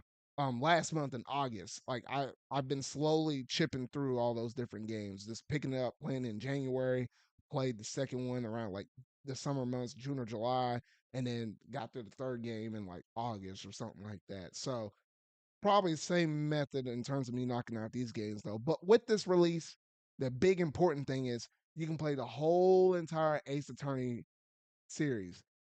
Mainline 1, 2, 3, 4, 5, 6, the spin-off Miles Edgeworth duology 1 and 2, and the Great Ace Attorney Chronicles 1 and 2. All of it's available on the Switch now. All 10 games. It's So cool. Steven, you need to get up on that mess. I own all of these physical now. So I was like, hey, Capcom, the only other thing you can do now is make that gosh dang Ace Attorney 7 game. You have no excuses now. Ooh, They'll get to it. eh, yeah. Wait, I mean, you said they said turn F7? Isn't that what Great Ace Attorney is? that's the next one that they need to do or make.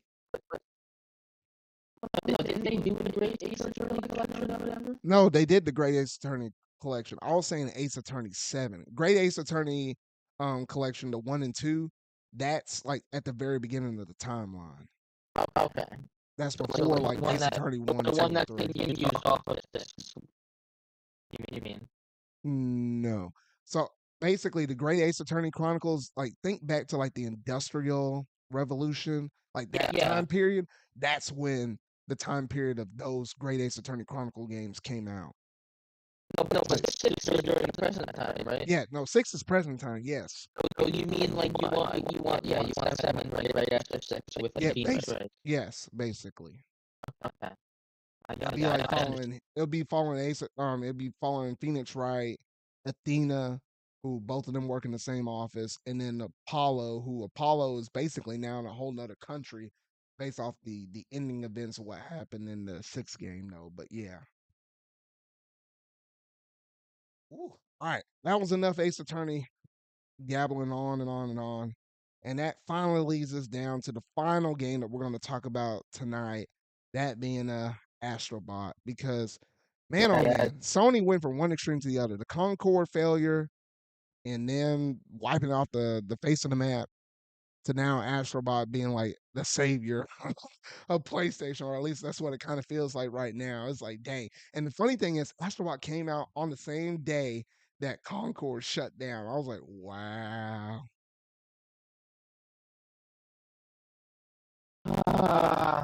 It feels so nice, Zard. I knew this game was gonna be fucking peak. I knew it. I'll let you go ahead and talk first because I've been talking for a hot second. That's fine. Everything about this game is perfect. Visually, it is beautiful. It keeps an art style while still going for like really good detail. Like the environments are in extremely good detail, but they're not like crazy complicated or anything. It keeps everything relatively good. Like for example, there's like in the ground or in metal, there's like little circuitry stuff. Like it's all artificial themed. Like the trees have like circuit lines and stuff like that. It doesn't feel like a like Nintendo hired this man game where everything's hyper realistic. And I'm sure that's how they got it for 4K 60. Because as we mentioned earlier, this is the only PS5 game that is natively 4K 60, and that's insane. It looks like it is a beautiful game. It never drops frame rate. It is perfect 60. So performance and visual wise, it is great. I love it so much for that, and like it's a joy to look at. But not even just a joy to look at, I think it's a joy to play as well. It has relatively simple controls, but it feels very nice. Very solid movement. The little jetpack, it's almost like Blood from Mario Sunshine. Little Better, jetpack. but better. Yeah, it is Executed better. well, beautiful, Yeah, and it's you 20 can times turn. better than Sunshine. We ain't talking about just Sunshine on this mess. I'm just saying, you can turn around extremely quickly with it, so it's really good for repositioning yourself. I've seen people say that this game is easy. Yeah, it might be a little easy, but it's also helped. It's helped by the fact that the movement is so good and accurate.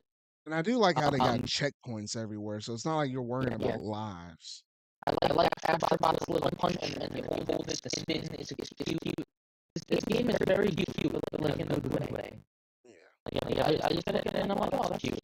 This is a cute little game. And it is. It's great, though. It's the level design is very well crafted, where it's easy, but it has like that. It has that Nintendo feel to it, where it introduces a concept and slowly uses it in more complicated ways, with like a little final challenge at the end to test what you've learned. And it's oh my god, everything about it. I could keep going on and on if I was to stop it, but the boss battles are also amazing. So I really like how in the last level of a world you'll see the boss, and then you'll fight them in the next level. Like in World 1, Oh, I got you. during that construction level, you actually see the gorilla boss like interrupt the stage at the end. Stuff like that's cool to me because it properly sets up a boss while giving you a bit of a huge challenge for that level that you weren't expecting. Yeah, and I think one of the other things I really like about Astro Bot, which I guess if you check Twitter, everybody's been making this comparison. Everybody and their mama, at least what it feels like. A lot of similar parallels between Astro Bot and a lot of 3D platformers from like Mario's side. Like a lot of people compare And this it's to like all Mario for the right reason. Odyssey and 64 or whatever though. Because I feel like, or especially Galaxy, I feel like that's where a lot of the inspiration, or at least for me personally, and probably for a lot of people out there too, because it always seems like Astrobot is pulling something. He's either interacting with something in the audience or he gets like a unique power up that's like unique to a certain set of levels that you might be traversing. And it seems like it's constantly throwing new ideas at you all the time. You get to experiment with so many different things. Like one of the things you managed to get from like the first world is like kind of reminiscent of arms or whatever though. But imagine like these little like yeah, retractable arms basically. That you're actually able to go around and punch and stuff. It's like Yeah, simple things like that. And then also seeing things I think from like World 2 where it's like you get like this goop and stuff in your back and it's like you can fly around like normal, but if you hit I want to say Z or what is it, R2, if you hit R2, it creates like a plant platform right below your feet. So then it's like, oh, okay, you got three of those before you run out of that special juice. So it's like you have unique things constantly yeah. available depending on the theme of whatever level you're in. And I really love and adore that. And then combination of that along with the haptic feedback that you get. Oh Yeah. shoot. That also plays into the unique abilities that you might have. And then also just like the overall feel and stuff like that. Like golly, there's like certain areas in the levels where it's like you hover against or not hover, you walk against like these square platforms and stuff, and like the controller will like vibrate harder with the one that you need to push into the wall to open up like a secret area or something like that. Kind of reminiscent Yeah. of like how your pro controller would vibrate with certain moons that you had in Mario Odyssey. Similar parallels like that. I just really like. This game feels perfect for PS5. Like it takes full advantage of all of the hardware, and it takes full advantage of the controller. And it feels obviously Astro's Playroom, which if anyone watching or hearing this has a PS5 but has not played Astro's Playroom, do it right now. That game is a celebration of all of the PlayStation hardware. There's a whole gallery in Astro's Playroom of all of their consoles and accessories. While this game feels like more of a celebration of its franchises, there's tons of PlayStation IPs and IPs associated with PlayStation Easter eggs all over the place. And it's amazing. I love it. Yeah. So And that's just like I was just gonna say, sorry, I was just gonna say that's the cherry on top. Like it was already a good game before that, but then thinking in my head, oh, what cameo am I gonna find in this level? oh yeah, and then some of those cameos, like what you mentioned, like certain ones are themed around certain PlayStation characters, like even the bots that you're going around and collecting in all these different levels. They like some of them are like Yeah. themed after certain characters, so it's like there's incentive for you to go around and get all these bots because they actually help you progress in later levels. It's kind of like having a certain amount of stars in Mario Galaxy before you can hit another planet. Kind of same similar concept though.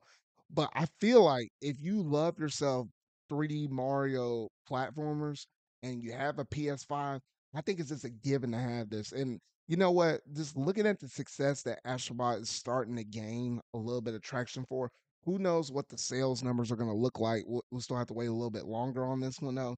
But I feel like PlayStation has their new mascot. Like for It has Nintendo, yeah, for Nintendo, it's always been Mario. For Microsoft, for the most part, it's been always, Master Chief or whatever. With PlayStation, it seemed like depending on the console you're talking about, whether it been Crash, which now it's owned by, Xbox and stuff like that. Some people might associate it with that, but that wasn't technically first party. A lot of people would think like the God of War dude or Horizon or whatever. I You can't really fully say Spider-Man because Spider-Man's not like an original know. IP from them and stuff. So it's been kind of all over the place when like if someone says PlayStation, what do you think about? But when I look at Astro Bot, it has the colors and themes of like, the PlayStation brand and stuff. Like, I feel like they need to capitalize on this mess and really push the Yeah. agenda with him. Astro Bot was basically designed for this purpose of being that mascot. Like, Astro Bot was always supposed to be like the PlayStation character more than anything, you know? His identity is PlayStation at the end of the day. Yeah. So like, it feels perfect. I guess it's so funny that he had like the white color scheme before the PS5 even happened. So they That is probably true. enhanced it. Yeah. Yeah, and listen, I think that Astro's here to stay. All I'll say is that from what I've heard, they've already either confirmed they're working on the next Astro Bot game, or heavily implied it. But yeah, um, I can't wait to see how this does. It deserves every single goddamn penny that it makes. Every concept in this game is amazing. From the level where you go really small to the level where you climb up a giant tree. To this Oh and yeah, that. that singing tree. I paused for a moment just to hear that beat. Funny. I was like, man, that was a little good song that he was singing though. I don't know. It kind of got me in the feeling. I don't know. But the only one negative thing I'll say about Astrobot, and it's not necessarily about the game itself, it's about the hardware. That stupid old PS5 limited edition controller. Remember, Steven, how I said I pre-ordered that mess on Amazon? Yeah. I still have not gotten that mess. And I got an email from Damn. them today saying, oh, due to production line issues, there it's on delay. And I was like, excuse me, what you say, punk Amazon over here? Like, I looked around and did a lot of digging up on this mess, and I think everybody that basically placed an order at Amazon, I have not seen on the internet of anybody saying they got this mess from Amazon. I checked Walmart.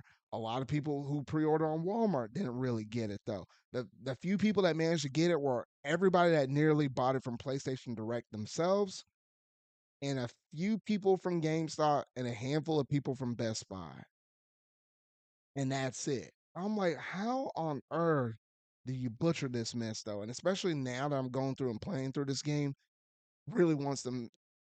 It really kind of motivates me to say, hey, I really do want this controller for the piece of history and the collection side of me. It might be like one of the last PS5 controllers I might try to get, because this will be like number 4 behind like my Spider-Man 2 one, my General White one that comes with the system, and the Starlight Blue one that I got with the faceplate colors in the same color as it though. But man, I really want that controller, but like, gosh dang it, Amazon, like y'all messed up big time, man. Like y'all better give me that controller. So help me. Yeah, It it's better be in such my a good hands by controller. next episode. So help me. Yeah, and the last thing I'll say about Astro Bot, I could go on about this game forever, but we're gonna talk about it in the next goddamn showcase anyway, because we're still gonna be playing it, we're gonna be finishing it. Yeah, because I think in the next episode, there's only gonna be one new thing I'll add, which is like the Persona 3 Reload episode, I guess DLC. Yeah, So after I talk I about think. that, it's just gonna be updates on everything else we've been going through and playing. So yeah. But yeah, listen, this game was already incredible, and they also have PlayStation Emio levels, like whole levels dedicated to certain PlayStation IP where you get their special abilities, just to mix up the gameplay more. Uh, I'll only mention one of them because it was in the trailer, but the Ape Escape one is really fun. Oh yeah, no, that one I enjoyed the heck out of that mess. That one was really good. The music was really good. I'm pretty sure it's the actual theme too, from what I remember hearing. That's an actual song. Um, the gameplay, just like the actual game. You go around collecting all the bots, aka the apes. It's really fun, and also it's kind of separate. It's a different gameplay style from the whole rest of the game, where it actually plays like a now that was up for a bit. Yeah, and it's just kind of cool to see all these other PlayStation IPs get like almost a second life, like the one you just mentioned, and it just kind of brings into questions like, dang, if you're able to do games like Astro Bot, and you get like certain levels themed around some of these older IPs that you hadn't really touched or messed with in so long, it's like, where, like, can you get a little bit of motivation? Can you get a little bit of inspiration to actually, go all out and actually try to do this and bring back some of these IPs, because some fans have been waiting on this mess for a long time. Like I played a little Yeah, bit of like what, for example, Sly Cooper. And even though that game, what was it, originally on the PS2, back in the day though, when I was playing on yeah. the PS5, I was like, dang, I can see why people like this, and reasons why, people are still waiting on another game in the series, even this long later. I'm like, come on, Sony, like you got to pick up the ball here a little bit. Oof. But I think we probably rambled on and on about Astrobot. At the end of the day, if you heard both of us talking about this thing and you still have not been convinced to buy Astrobot and you have a PS5, I don't know what's wrong with you. You might need to get checked up. You might need to get a checkup or something like that. Like I don't know, something just ain't clicking Yeah. up in your head though. It, it, I don't blame you. I don't blame you, but I mean, like, come on. it is literally everything that is wrong with gaming industry flipped on its head. It is a single player game. It is only $60 compared to the usual $7 nowadays. It is, fully single player focused, no live service shit, no battle pass, none of that. It is just a game that you buy and you play, you have fun, and you finish it relatively quickly. Yeah, That's because I all I think it wanted. takes about like what, an average of 10 And hours if you're not trying yeah, to 100%. and honestly, 10 hours is pretty good for every 3D platformer, linear, like 3D world-esque style. Pretty good, honestly, especially because the game has, like, I think it's about 80 levels. Oh, 80? Gosh dang. Like, Well, maybe that includes some of them shorter including, ones where it's only get like yes, one bot. Okay. including some of the shorter ones, including the secret levels, which that's a whole other thing. This game has secret exits and special worlds, basically. Wait, are the secret exits the ones that have like portals and stuff, like when you're hovering over The the ones world that, and seeing all that stuff? and it shows like all the Astro Bots, like how many you collect, and then the puzzle pieces, and then there's like a portal. If a portal pops up, that's a secret exit. Yes, have you not found that yet? I don't think I have. Well, that's a good sign. They're very secret. That's all I'll tell you. They are extremely secret. But usually, you Game said is that hard. if you get one of those, at least into a whole nother world or something like that. Yeah, it leads you to another level in a new world. Oh goodness. There's a lot of stuff in this game. There's a lot of secrets to be found. This game isn't hard, but it hides secrets very well. I've been multiple times, but you can buy like a little thing at the start of the level after you've beaten it. Oh, okay. You gotta use your coin, but you can basically find it all on your own without having to look at it or whatever. I got you. That's cool. A fucking fantastic game. I think people are saying going Nintendo and then Mario gamers. Well, here's the thing, I've seen people being extremely toxic. I've seen some people say that Astro Bot's stealing Mario, and Astro Bot's not that good because it's plagiarism. People are stupid, by the way. People are saying that you know, it's like stealing from Mario or idiots. It's inspired. There's a difference. Yeah, that's true. And then also there's people ragging on Switch. You know, the Switch games to come out. Look how good Astro Bot looks. That Astro Bot looks amazing. But you know, the Mario game is also gonna look good. It doesn't need to be 4K60 like Astro Bot. As long as it's as long as it's like 1440, 60 for the next Super Mario, I think that would be nice. I think that would be where we peak. Because obviously Mario goes perfectly with our art style. Where this game is more cartoony on the realistic side, Mario's fully cartoony, environments and all. And honestly, tried doing something a little bit more realistic, and it worked. But I like how games like Galaxy better. Galaxy is still a beautiful Wii game. Yeah. And I I keep comparing it to Mario. That's just how good it is. This game is. I hope this game wins Game of the Year or another thing. If this game wins Game of the Year, it will set a huge precedent for the industry to follow. I know it's going to be a contender for Game of the Year. I don't think it will win, but it probably win at least one of the categories. It could win a family game, or it could be, or there's not necessarily a platformer, I guess, one. So it would probably be family game. It probably might win that, but It could win Best Action Adventure. I don't know. Wukong is probably gonna win Game of the Year. But who knows, man? Honestly, who knows what happens? As long as this game gets nominated and gets recognition it deserves, I'm fine with that. This is the best game came out this year so far to me. all right. And then on that note, Steven, we ramble on too long for my worn out voice. You stretch these vocal cords as probably as far as they can go. 2.5 stinking hours. It's been a while since we were. You talked about Division and Banner for a while now, man. Hey, I kept that mess within a short, concise 7 minutes, and you popped the lid open on Astro Bot. Hey, that was a concise 7 minutes. Go back and look at this thing when it's up. I'm pretty sure it was 7. All right. Anyway, oh man, I'm gonna have me arguing for another 3 minutes though. All right, that's basically gonna do it in terms of my ZardCast episode 87. I told y'all it was gonna be a beefy one.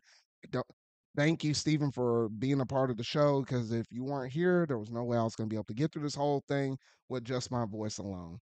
So, uh, apologies if my voice sounded weird or wacky up in this episode. I felt like it got a little bit better as the episode went on versus how it started, though. So we'll see how I wake up in the morning, and if it's wreck, I'll probably be rambling and atting you on Twitter, Steven, saying you really messed up my voice now. Anyway, though, Steven, let the fine people know where they can find you at. You can find me on Twitter at StevenJr1221. You could also find me on a collab channel that I do with some friends called Spaghetti Disco. Alrighty, and I think on that note, that's gonna basically do it for my episode 87. So if you really like this video, make sure you're gonna hit that like button, go ahead and hit the subscribe button and that bell to stay up to date on all things video game related I feel like talking about and discussing. If you haven't been one of my audio listeners and you haven't been watching this on or listening to this on Oh, I was about to say Google Podcasts. Google Podcasts is shut down. YouTube Music, Apple, Spotify, Amazon Music, iHeartRadio. Yes, you can listen to me in the car.